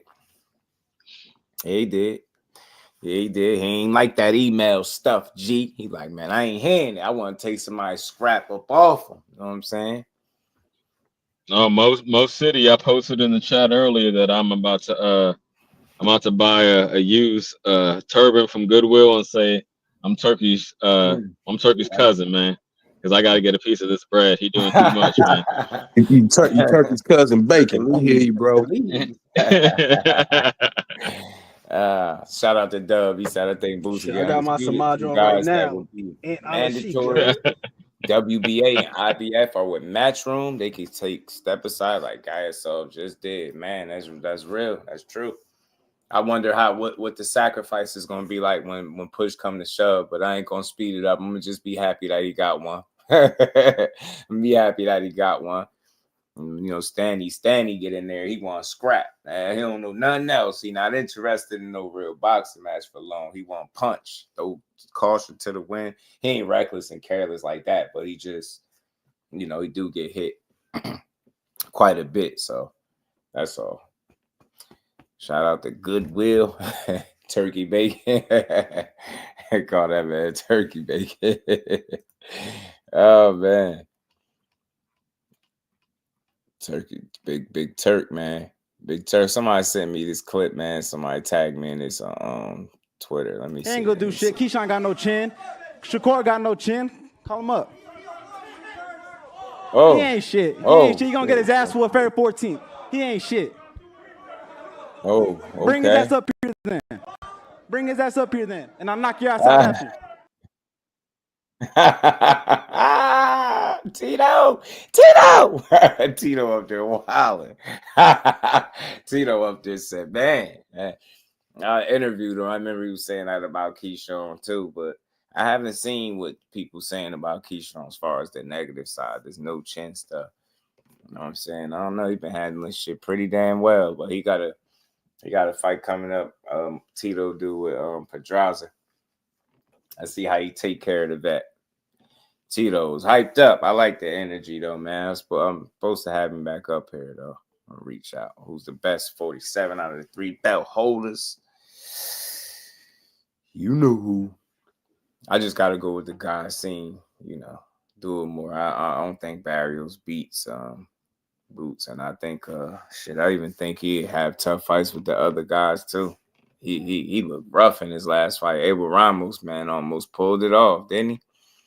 Hell nah, he better not struggle. He got to kick his ass. I think, just strong. I think he's going to try to blast him out. I ain't going to lie. You know what I'm saying? I think he's going to just try to go in there and mow him down. Maybe I'm wrong. Maybe he'll try to box with him, but I see that being the best path to just, older guy, been, he's got stopped a couple times.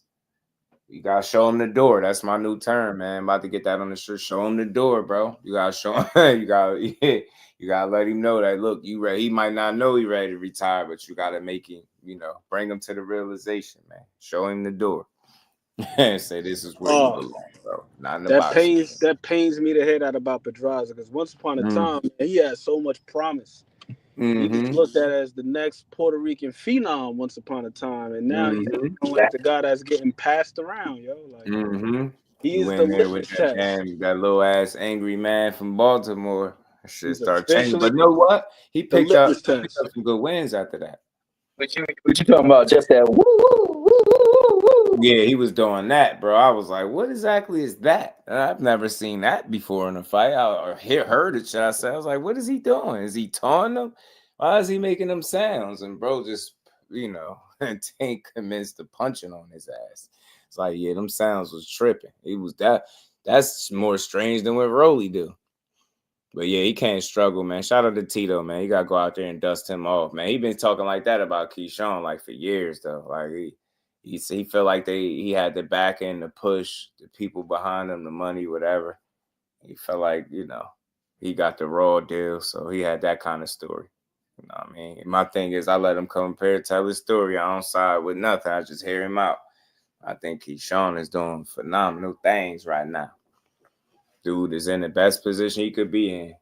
And he about to be in his 13th fight with a title. Shit, he cooking right now. Trying to do Regis the same way. Yeah. He couldn't breathe, bro. Had too much to hold through his fight. I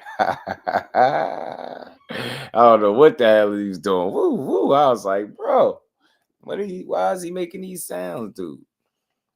Mosey Jr. Show him, yeah, you gotta show him the floor. Yeah, you gotta show him the way out, Chief. You gotta show him on his way out. That's what he gotta do. Young Ernesto. But let's somebody did ask me about the Oscar De La Hoya, so we about to bring in some humor. Bring in the humor, because you know how we do. We ain't done just yet. You know what I mean? Not yet. Oscar De La Hoya was tripping, wasn't he?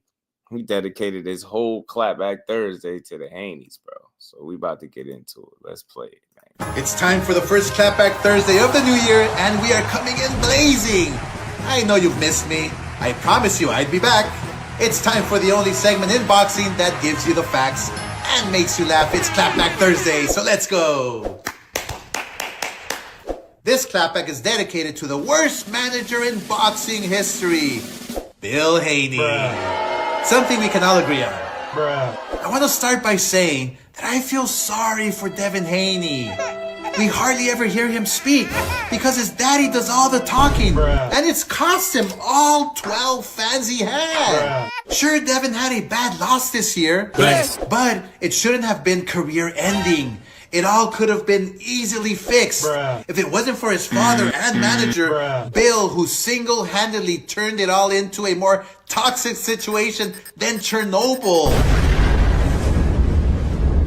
I have never seen a bigger fucking of a boxer's career in my life. Disgusting. All Devin had to do after the losing to Ryan Garcia last April was say, he beat me. Yes. I couldn't block his left hook. Yes. And then get back in the gym. But instead of focusing on a comeback fight in 2024 and teaching his son how to block the left hook, yes, Bill felt it was a better idea to have Devin sue Ryan Garcia for battery and emotional distress. to sue Golden Boy, to sue the New York State Athletic Commission to get Devin's loss expunged from his record. What? To fight a civilian at the Orange County State Fair, to take the rest of the year off, and to make as many enemies as possible, thus cementing their legacy as the biggest crybaby pussies in the history of boxing. Now, that brings us to the present day.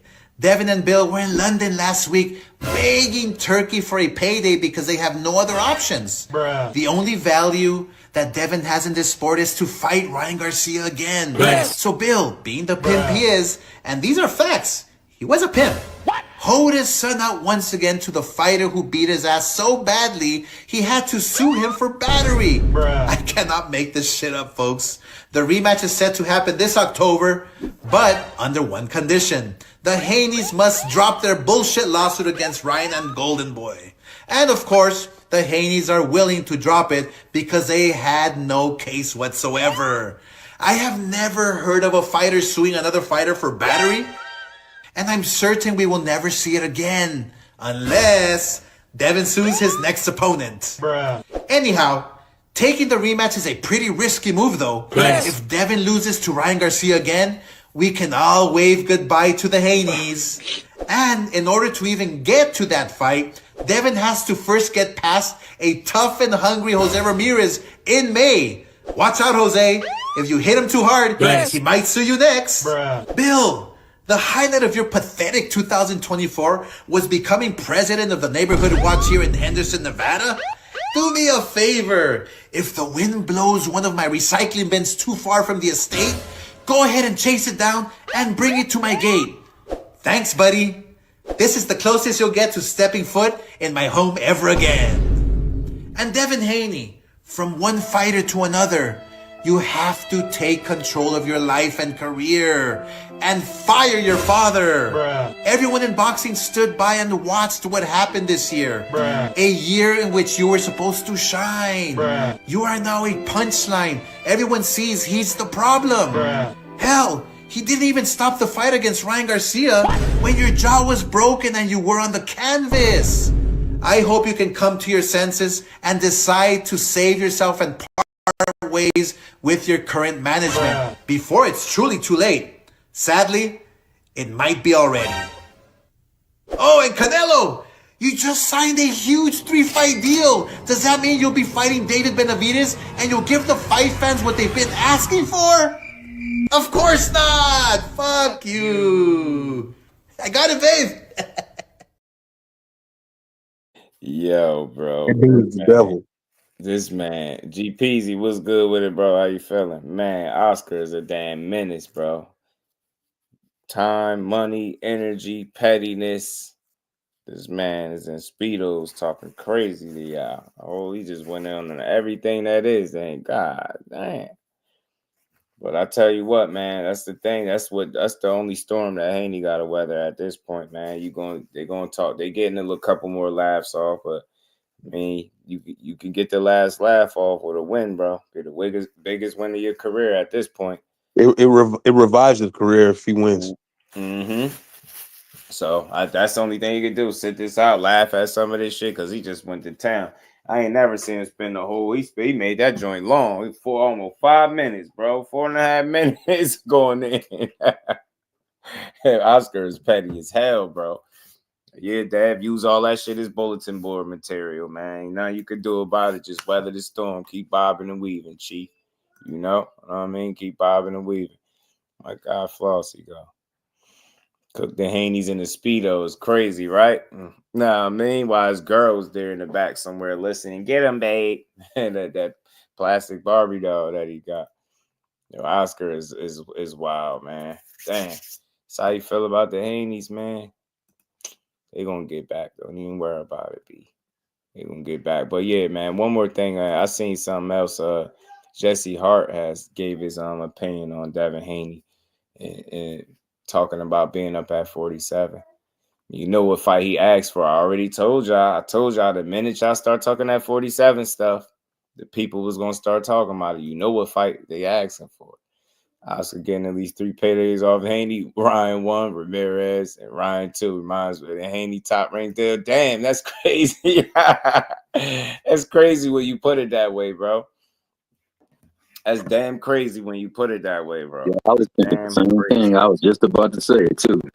Right. That's Hey, crazy. just before you pull up that last footage, let me speak real quick on that that Oscar Clapback Thursday. Yeah, go ahead. Yeah, I could chime in. All right. Appreciate it. Mm-hmm. But just want to say that, yo, and I get the narrative. I done heard it 100 times before, maybe 1,000 times before on these being in and out of these boxing platforms on YouTube. But anybody that say, "Oh, what is Devin gonna do if he lose again? Is he gonna sue again because he lost?" Conveniently overlooking the whole basis for the lawsuit. It ain't that I lost. It's the fashion in which, that shit was pulled off. So I don't respect that. Other than that, it was a good one. He made it entertaining. I don't know why the Speedo was necessary. He always got to throw some tutti frutti. You got to throw some tutti frutti in that. That's why I said that. I said the other day that Teofimo was auditioning for Golden Boy with his little cross-dressing incident recently, but that's beside the point. Point is, don't ignore the reason for the lawsuit, and if you agree with cheating, just say that. That's how I feel at this point, because I see the Haneys getting way too much backlash. You may not agree on the P's and Q's about how they went about it, and maybe you feel he should have already fought again already. But the bottom line is, unless you condone cheating, you can't be hating on the Haneys right now. And that's my bottom line right there. Yeah, man. Hey, he getting it off right now. It's how he having fun at the expense of the Haneys. But like I said, Dev got a chance to get the last laugh when it's all said and done. The first couple was cool, but that last one always better. Right. Man, that last one always better. So I'm right. He got a hell of a comeback story on his hands. I'm telling you, breathe all types of life back into your career. Said Bill responded on Twitter. Did he? Let me go see. Boxing is funny. Oscar is a comedian, man. He's a damn comedian. Somebody that showed the man how to use the internet, man. Showed him how to. Yeah, we forget these dudes Oscar probably was never undisputed. He said Oscar Delahoya was never undisputed. Something Devin and I accomplished together because we trusted each other.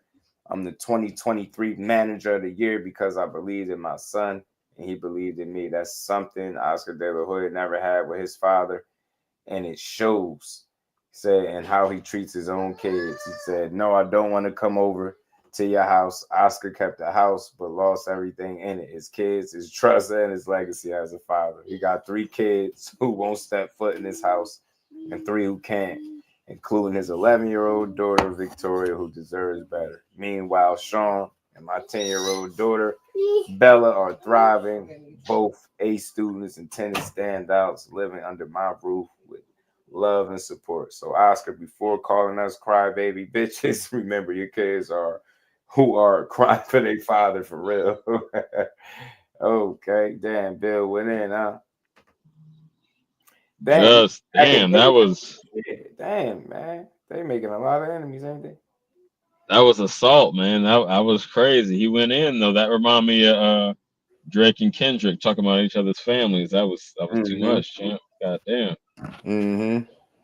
Yeah, I thought man, some shit was internet off violence. limits, but he wasn't gonna sit back and let him. He from the town like I am. He wasn't gonna sit back and just let him get that off. So I ain't mad at Bill either. But Nah, he had the right kind of response.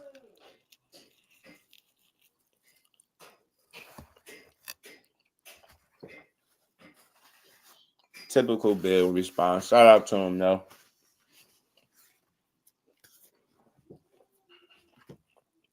Bill got his son beat up by Ryan. Would you ever interview Bill? I know he's pretty open to having, solid YouTube platforms interview him. Would you be open to that? Interviewing who? Bill Haney. Yeah, I talked to Bill. I talked to him once before. I talked to Bill. Actually, he was supposed to come over here, but I kind of, I seen that was at the moment where everybody was like, going crazy over talking to him. I talked to him a couple times actually, but one time more recently on Hardcore, Jay Hardcore channel, Hardcore Boxing News. He was up there talking to quite a few people that day. Suing for emotional damage and battery from the rather you interview Dev. Dev gonna ask you what your budget like. People already reached out to Dev for interviews. He asked what's your budget like. Like he trying to get paid off the interview. And I ain't, for me, I'm from Jersey. I had reached out to my guy. He reached back. He never said a thing to me about what my budget like. He just made it happen. Everybody different though. You know what I mean? I don't take nothing personal. Not saying he didn't say that to me because I ain't never asked him. I ain't never think to interview Dev.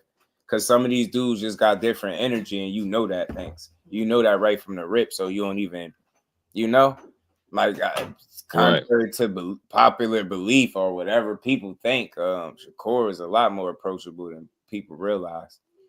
He ain't Hollywood. He could have been Hollywood. He could have took that approach. He ain't do it. But what your budget like is crazy. I'm not paying. I wish I would ever pay a fighter to talk to him. I beg you up. I give you your credit. I ain't one of them. So hell no, I ain't paying for no interview from nobody. And my guy came through. It's over. I won. I ain't got to interview another fighter. There you go. Low key is over. Like, hey, that's why you reach out. Some of them reach back. That's it. I don't take nothing personal, man. But I ain't about to pay you though. I don't know if they pay. I doubt it. Not the ones that know him. I doubt. But yeah, he say, "What's your budget like, man?" He tripping. Yeah, what's your budget, boy? We on a YouTube budget, man. Ain't got no budget. Cheap. Build a circle. Talking champion of the world. Hey, man. He'll talk you down the block. He'll walk you down the block and leave you on the corner. He'll leave you on the corner. But yeah, the last thing I said I was gonna bring up, it was more about Dev again.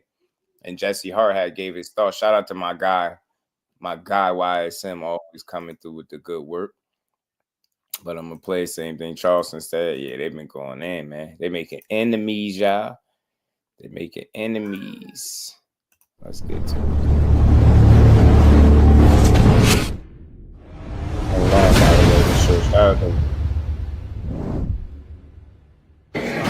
Last question, Jesse. Something we've talked about off camera again. Devin Haney, we hearing that him and Ryan Garcia have a tentative agreement. Well, no, shit, not tentative. Signed agreement that they will face each other after interim bouts. Ryan's facing Isaac Cruz, Devin's facing Jose Ramirez, but they're going to rematch in October. Does that fight look different? No. I think you should just go ahead and feed yourself to Jerron Ennis. Devin Haney. If you talking all this, I saw on Twitter yesterday somebody tweeted and said, when I go up to 47, I ain't even back then. What is you waiting for? You know you too big for 40 right now. Go ahead. 7 pounds is nothing. I don't want to see that fight no more. We seen what that look like. We know y'all fought times and times and times and times against the amateurs. It's not going to be a different result to you. He fights shy, he fights scary. D, what's up? He fights shy, he fights scary. Fight my man. Fight Boo. I want to see that. I would like to see that. How does that fight end? For me, man, it's still a mystery to a lot of people. But Boots stops him. 6 rounds. When he slow down. If he slow down after 6 rounds every time, that's all I see. His pace of his momentum slows down after 6 rounds. Who stops him? Before the 6th, or he catch you before the 6th or after the 6th, he catch you by knockout. Flat. Does he get his revenge against Ryan Garcia? No. And then head into a Boots fight? No. He loses again. Because, like I said before, when I was talking to you with myself, when I fought in the combat league, when I hit the boy in the first round, I forgot the kid's name. I knocked him out to get the win for against Boston, right? And I said, once you hit a guy with the same shot, that's going to be on his mind. His conscience is saying, watch the left hook, just watch the left hook, and watch the left hook. That's what's running through his brain right now. The left hook, he sleep with that shit on his mind. Again. And if you looking for one punch and you looking for the shot, you only worry about defense. You ain't worry about offense. What it is. to watch him. That was interesting take. Big Dog, what's good with it, bro? What's happening? He looked like a broken down Timu Michael J. White, don't he? Michael J. White, whatever his name is. Yeah. Anyway, what's happening? What's good, bro? No, I just came up here to tell you that I got, the Bill Haney facts, man. I don't know, man. I think I just need to make just a YouTube channel just on his facts. Hopefully I won't get sued. I'm telling you. And then just hopefully I won't get sued by him. 'Cause you know how to like suing people. So I might have to go back to your catalog and do some of your videos and try to pick up some of them, because I can't remember all of them. They come up every single day new, so I can't remember all of them. The good ones. Big Dog is giving them hell out here. They should appreciate that. That's good entertainment, man. This is my way to give them back. Come on, man. You know what I'm saying? This means just supporting the channel. That's how I've always been. So I just got bored of saying what I wanted to say, so I just started just displaying some of the facts that a lot of the public don't know about them. So right. Yeah, but yeah, man, have a good day, man. I'm waking up. I'm just now waking up. So I had to work tonight. So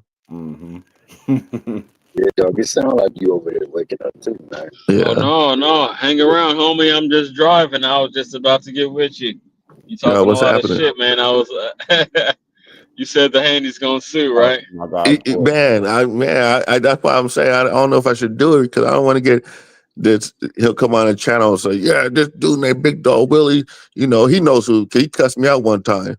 So Bill Haney did a while back. So that's why I kind of you can see my little temperament towards him. So Yo, but we're gonna acknowledge why they sued, or we just gonna gloss over that? Man, you can dodge. He can sue me. That's what I'm saying. It's extra drama. It's YouTube drama it's unnecessary YouTube drama. Hey, buddy, Gunning and Haney get beaten up by Boots. Yeah, that's Jesse Hart. Shout out to Jesse Hart. Naeem, the dream, the only dream that matters. What's good, bro? I don't think that dude could. I don't think that I understand what he's saying, but I think Devin Haney can really outbox him. And I don't think I don't think he's going to and I hate to say this, but his dad needs to get out of his corner. And, I know that's his pops, but I think his dad doesn't his dad took him far as he can. And, and I think that he needs some new training and just new people, leadership in his corner. Like, he has people, that actually fought before, there actually were legends in the ring behind him. So his dad, I know everybody say he's his dad, he's the greatest dad ever. And you don't have a dad if he's not like Bill Haney. I know all that bullshit they say, but your dad, he's your dad, but he could be your dad, but he ain't no coach like that. Shit. Nope, he's still running on the job. I think he just need to add to it. I know he'll keep his dad, but just add to it. That's all I was saying. There's things you can. There's a lot of things that Devin don't do, which he's athletic, and you see him do it sometimes. He'll move his head all the time. He's athletic enough to do it. There's a lot of flaws in his thing that if he's a smart kid, and if somebody just teach him that and he can do it, he'll be a lot better fighter. But I don't know if it's like his dad. Just run your mouth outside the ring. That's what you're good at. I'm not trying to be funny. I'm serious. I think with Devin in particular, man, I think it's habits. More so than anything, it's habits, man. There's some habits that he has in the ring that if you're on top of your stuff and you're good with pattern recognition, you can take advantage of it. And I think, like I said, I've always had Ryan as a problem for him. Because where he tends to struggle with, and I saw it with JoJo Diaz, Ryan does very well. Jojo Diaz was hitting him with left hooks and straight rights all night long, and Ryan does the left hook like nobody's business, and his straight right is no joke either. So it's gonna be problems if he's not actually fully prepared to handle that, or breaking his habits of the things that allow for him to be tapped by those things. Other than that, though, man, I'm gonna say in that fight, to be fair with Devin, he won majority of the rounds. He just got knocked down 5 times. 2 of them didn't count. Well, 6 times, 3 of them didn't count. But 3 times made that fight what it was. I mean, other than that, he was winning the fight, namely because Ryan was really out of shape. He didn't really take that fight exactly with the proper respect that he needed to. Now, see, that also is a talking point. What happens if Ryan is focused and he's together? What happens if Devin is really focused and there's a clean Ryan, so to speak, quote unquote, because the left hand, the Osterring laced left hand and the Nandrolone laced right hand ain't there for him. What will happen in that fight? It's a lot of intrigue, and this is good for him because honestly, Devin got for taking what many people consider a beating in the ring.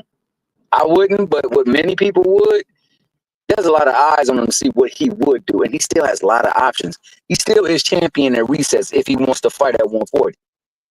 If he don't want to fight at 140, there's people who are willing to take advantage of the fact that they believe he's damaged goods and will get in the ring with him readily just to prove their merit. So he has fights that he can take at any given time.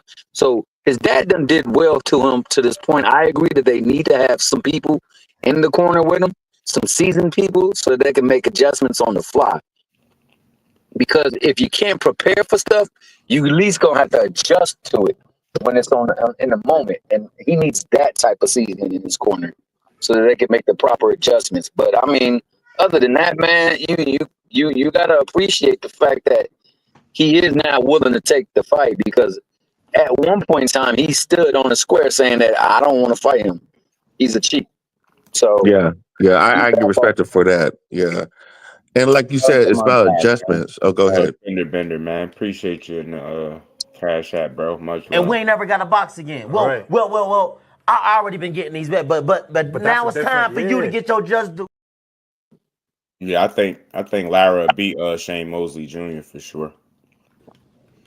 Oh yeah. Also, before you go on and rebut that, respond to that, big dog Woody, man, I do appreciate the Haneyisms. I appreciate the Haney's facts and all the other good stuff, man. It's lighthearted and it's offered in good intention, man. And anybody that is a Haney fan find offense to that, then they gotta take offense to some of the stuff that Haney himself, Bill Haney, has been saying about other folks, especially folks in his own demographic. And also shout out to my good brother GP Gregory Pratt and Mr. M Pride, dog. Much respect to you too. Like I said, it's not Devin, it's Bill.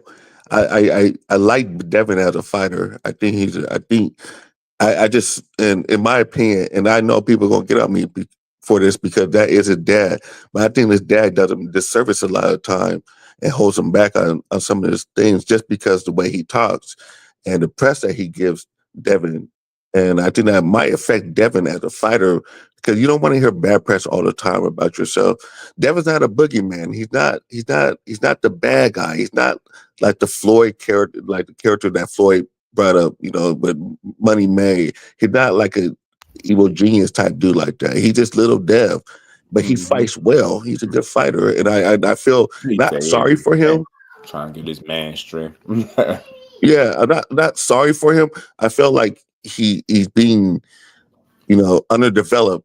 And like you said, the adjustments. He had adjustments problems against Jojo. He had adjustment problem against Lomachenko. He had adjustment problem, especially with Ryan. So I think, like I said, he needs somebody new in his corner, somebody who can tell him, dude, you can't do the same jab to the body, same jab up top because this guy throwing a crazy fast ass left hook, and you're not getting on the way of it, right? And you have to adjust, move, circle around him so you can't hit your left foot. Jab him, come with the right, back up, you know, get out range. It's stuff like that his dad don't say to him. And it drives me nuts seeing him because he is a great fighter. And like people say, oh, you just hate on Devin. No, I was like, no, I hate on Bill. So it's, you know, but that's all I got to say about that. You know, just that's how I the same feel. thing once upon a time, Big Dog Willie. But then when I really started listening to some of Bill's instruction in the corner, I don't think the issue with Bill is the instruction. I think it's more so of the in the gym stuff. It's like these are things that got to be worked out in the gym. So the night of, when you call him, when you recall him in the ring, Devin is able to respond appropriately. Like you mentioned the head movement. One thing that Thomas and I, we peeped in the JoJo Diaz fight. And if you go look at most of his fights, it's not so much a matter of Devin not moving his head. Devin will get his head off the line. The thing is he damn near slips exclusively to his right. You got to be able to slip the other way too. And if you look at his face at the end of the fight with Ryan, the whole left side of his face was swollen. Why? Because he was eating right hands. Why was he eating right hands? Because every time he slipped a hook, he's flipping to his right. Ryan is chopping down on the top of him with the right hand. And I'll also say this. I don't think that Devin was ill prepared for the left hook. I think that we just got to give Derek James more credit for having Ryan Garcia prepared for Devin's jab. Because when he got timed early on, it was off the jab. He went to shoot his jab the same way that he always do. But then if you look, Ryan Garcia, he set it up, touch, left hook. Now I gotta say, rounds 2 through 6, and even like midway through the 7, Devin did an actually pretty good job of hook. He wasn't really getting hit with too many left hooks, like 2 through 6, and even midway through the 7. It was the right hand that started lighting his ass up. And I gotta say, just Hart was saying, hit with the left hook, you just come overly into it. That's left hook. They looked at Ryan like he was a one-handed fighter. And I'm telling you, go rewatch that fight and watch rounds 2 through 6. He was doing a good job of picking up on Ryan's setup. Ryan couldn't set him up the same way with the touch, left hook. Couldn't do it no more. Every time, you know, I think the other thing too, what you mentioned before about varying the jab. I think Dev did a good job of changing up the rhythm, the cadence, feinting before throwing jabs to keep Ryan off his trail so Ryan couldn't just time the jab and catch him with a hook. But once again, it was the other things. Like he just wasn't prepared for the right hand because they really looked at this man as just a one-handed fighter. That's the one part. And then I think the other thing is this too. Dev is a pretty sturdy guy. Like you look at him, he's pretty big. Yeah. I don't feel like he uses his physicality as much as he should. There were spots in the Linares fight when he was fighting on the inside, and I was like, yo, he's capable. But I think it might have been Jesse Hart that said like he fights kind of scary. I don't want to say he fights scary, but he doesn't have that that doggedness to him to where it's like he can stay in the pocket or stay on the inside for any extended period of time. I feel like if he was able to do that with Ryan, because there were a lot of times where he would throw Ryan off, he'll feint, and then he'll tie him up and clinch him. But what I felt like where he left some money on the table was once he got on the inside, that's when he should have been working. Don't just be satisfied with stopping him from throwing his left hook. You got to work while he's in there because the guy can't generate power from the inside. Ryan is not a good inside fighter. When was the last time you seen Ryan throw? He went out. Yeah, but before he come back in, man, I want to also let the people in the chat know, man, with regards to boxing and being totally unbiased and giving takes, man, my man Jusdu and Ant McQueen are the go-to guys. They only use what they see on the film as their barometer for what they say. They don't use preference. They don't use prejudice or bias, man, because they want to give the best take possible, man. Listen to what these cats say because they really do study this thing and give their informed opinions. And it's really based off of what they can see on the tape and in the ring and in repetition or things like that, man. So shout out my man, Ant McQueen. Hopefully he's back so he can continue to cook, man. But one thing he said that was spot on, and if you go back and watch that fight, before the fight, they were working on timing that jab. And that's what ultimately changed that fight for Ryan. Because he wasn't in the best of shape and he wasn't doing the best of work. He landed some hard shots, but for the most part, he was getting outworked in that fight. That's a fact. He was should have just boxing outside. Yeah, I think necessary corrections, man. I could see an avenue, a path to victory for this dude, especially with an undisciplined ass Ryan Garcia. Shout out to all things, man. Flossie was good with it. Yeah, what up? You know, man, just another build with the fan. Hey, this anyway fight come on early as hell, don't it? Yeah, his fight normally come on around 5, 6 in the morning sometimes. Yeah, I'm gonna have to get up early to watch that. I mean, call the fight, man. When's he fighting? Shit, this tomorrow morning. I thought he usually fights on Tuesdays. Yeah. He normally do. Friday, yeah, he do. He normally do be on Tuesdays. I've been up calling him. Now he's gonna pick Friday morning. Okay, well I'll be up. And we'll be up. We call anyway fight. You catch a quick little body. Yeah, it's easy work for him. Yeah, like his replacement opponent look like hot dog water.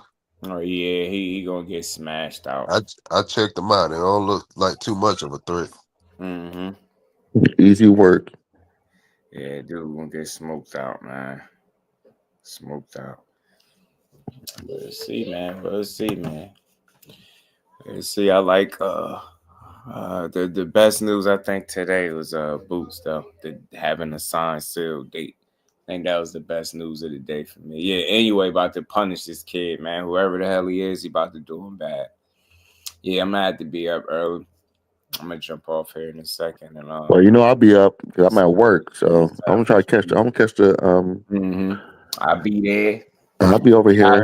Man. Y'all be in the building with me because I'm gonna need some company. No, them I'll be there. Bland as hell sometimes getting through. But the last time I think I called a card, I think it ended up being good fights on the card. So oh really? Yeah. So who did I get up in the morning for recently? Jao Patai, that card was solid too.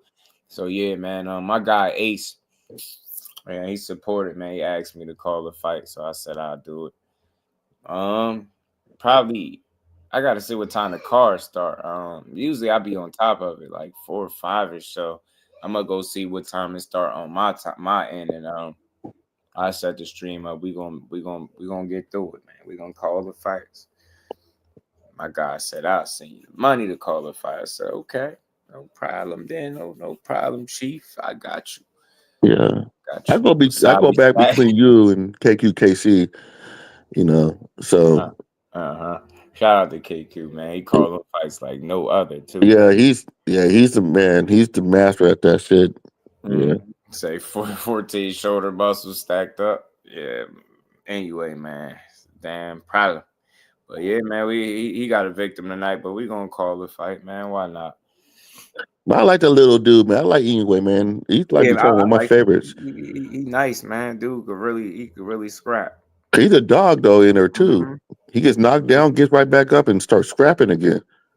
Yeah, Mr. Empire. They drag. That's why I say I need some. So I'm gonna need a coffee. That's what I need. Good coffee for the morning. I just thought about it. Yeah, that's what I need. It's right up my alley, man. Coffee and boxing. You right about that, big dog. Really. Coffee, boxing, and a blunt. My dog anyway got his damn orbital bone fractured or broken. I know it was compromised versus no needle don't near. He still pulled out that fight. I said, man, that little dude is tough because most of the time when you see a guy sustain that type of injury, man, they pack it up, and rightfully so. I seen Billy Joe Saunders. He got his shit broke. Where you at? Packed it up. He's from the UK. You don't count broken, packed it up. Daniel Dubois got his joint broken, packed it up. Anyway, just kept fighting. I was like, man, yeah, crazy, for sure. But what happened when he got knocked down by what's his name? Luis Mary. I'm over in Jersey. Yeah. Fender. What'd you say where I'm at? We gonna be on early, man. Y'all be in the building, man. Make sure y'all notifications on. Wake up with me. Let's call the fights. I mean, this morning. Yeah, Neri was a vicious knockdown. He got right up. Yeah, and beat his ass. Yeah, he beat Neri ass after that. I knew it. I was like, he don't get him here, it's over. Because anyway, gonna shake that off, and it's gonna be curtains for his ass. Oh, the most impressive thing about that though was him just taking the knee. He was so damn composed. Because a lot of times guys get clipped with a shot like that and they get frantic. Like he looked so calm. He was like hella relaxed after getting dropped. I was like, yeah, he I never different. had a vegan rap. 2 cents. Never had a vegan rap. I am a Swisher guy. I still got these Swisher what is they? What's the backwoods from Philly? From way back when we seen Boots fight. Them joints is a damn decoration at this point. Oh, you say you KY? Make sure to put a reminder. You say you can't sleep. Oh, I'm in Jersey, bro. I might have to fuck around and make my way to Jersey. Mm-hmm. Yeah, For if the y'all boots, up, for man, the boots fight, I'm for the thinking ones about it. that ain't at work, yo. If y'all up early, man, come on through. We gonna get through some fights, man. We boxing junkies. It's the only way we'd be up that early. And NUA is he good enough to get up for, man. It's just unfortunate. He just a competition. You wish it was somebody else. That's somebody that you feel like at least test him. But I think he gonna dust this guy off, man. Yeah, I'm on the East Coast, bro.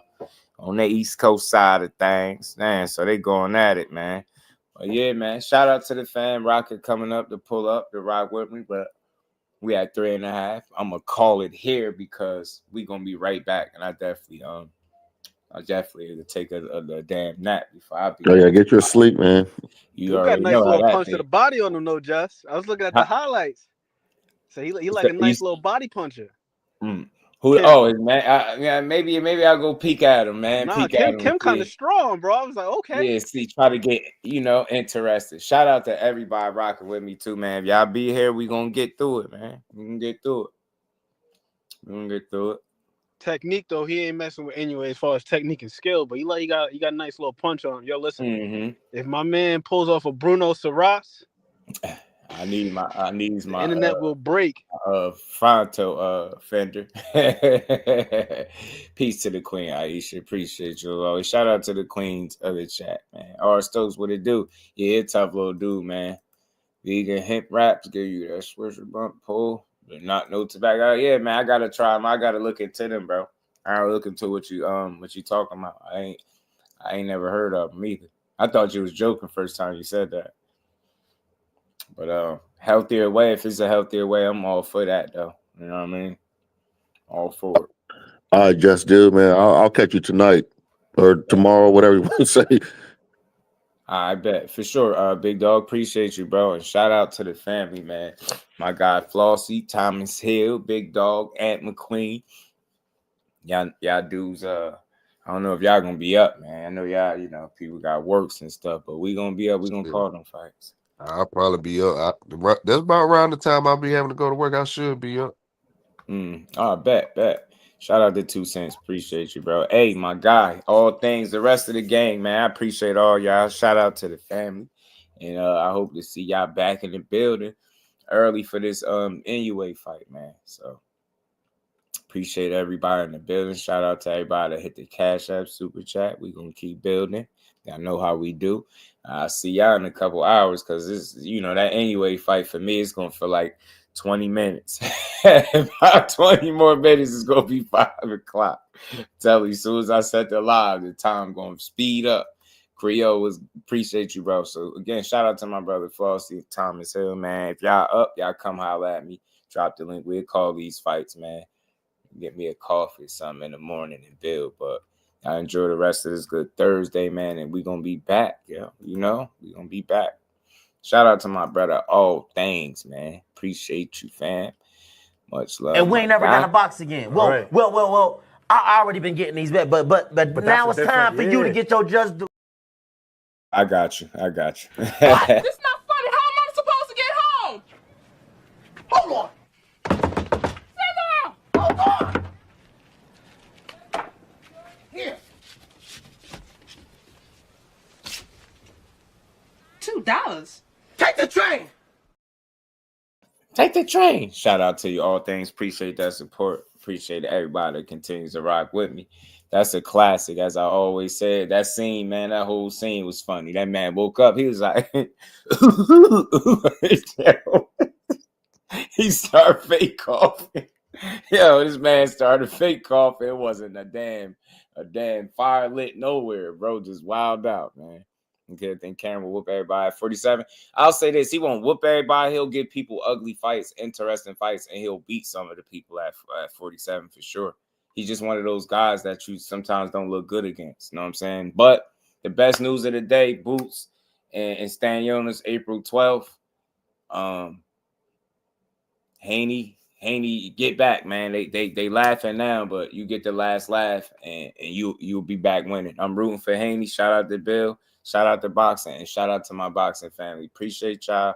We up out of here, y'all. Peace to the fan. Peace.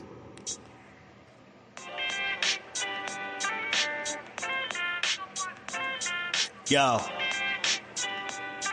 you know the deal.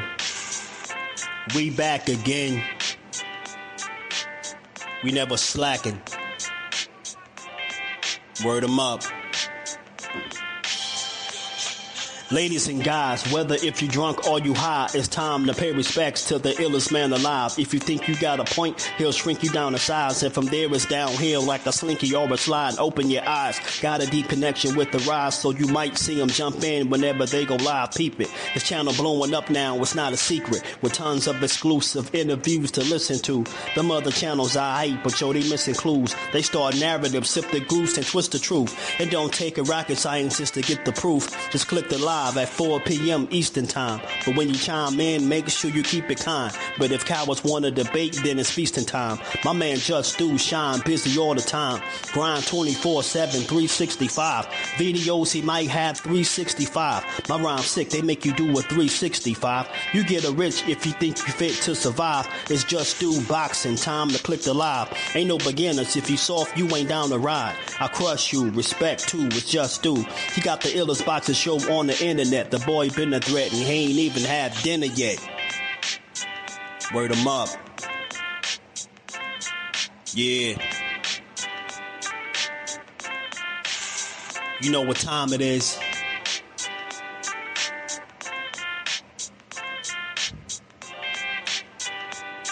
"4 p.m. Eastern. Click the link." In the building. Make sure y'all subscribe to Jusdueboxing, the best boxing talk on YouTube. Jusdueboxing in the building, 4 o'clock shorty, man. Y'all make sure y'all check him out. He's going to be live today at 4 o'clock, man. And he's going to be spewing some good stuff as he always do with an unbiased approach, man. He's probably the most unbiased channel on you. What's going on? And one of my favorite channels, if y'all into that pugilistic perfection, if y'all into that boxing, that's that boy Jusdueboxing here on YouTube. Make sure y'all check out Jusdueboxing, the only unbiased boxing channel on YouTube, because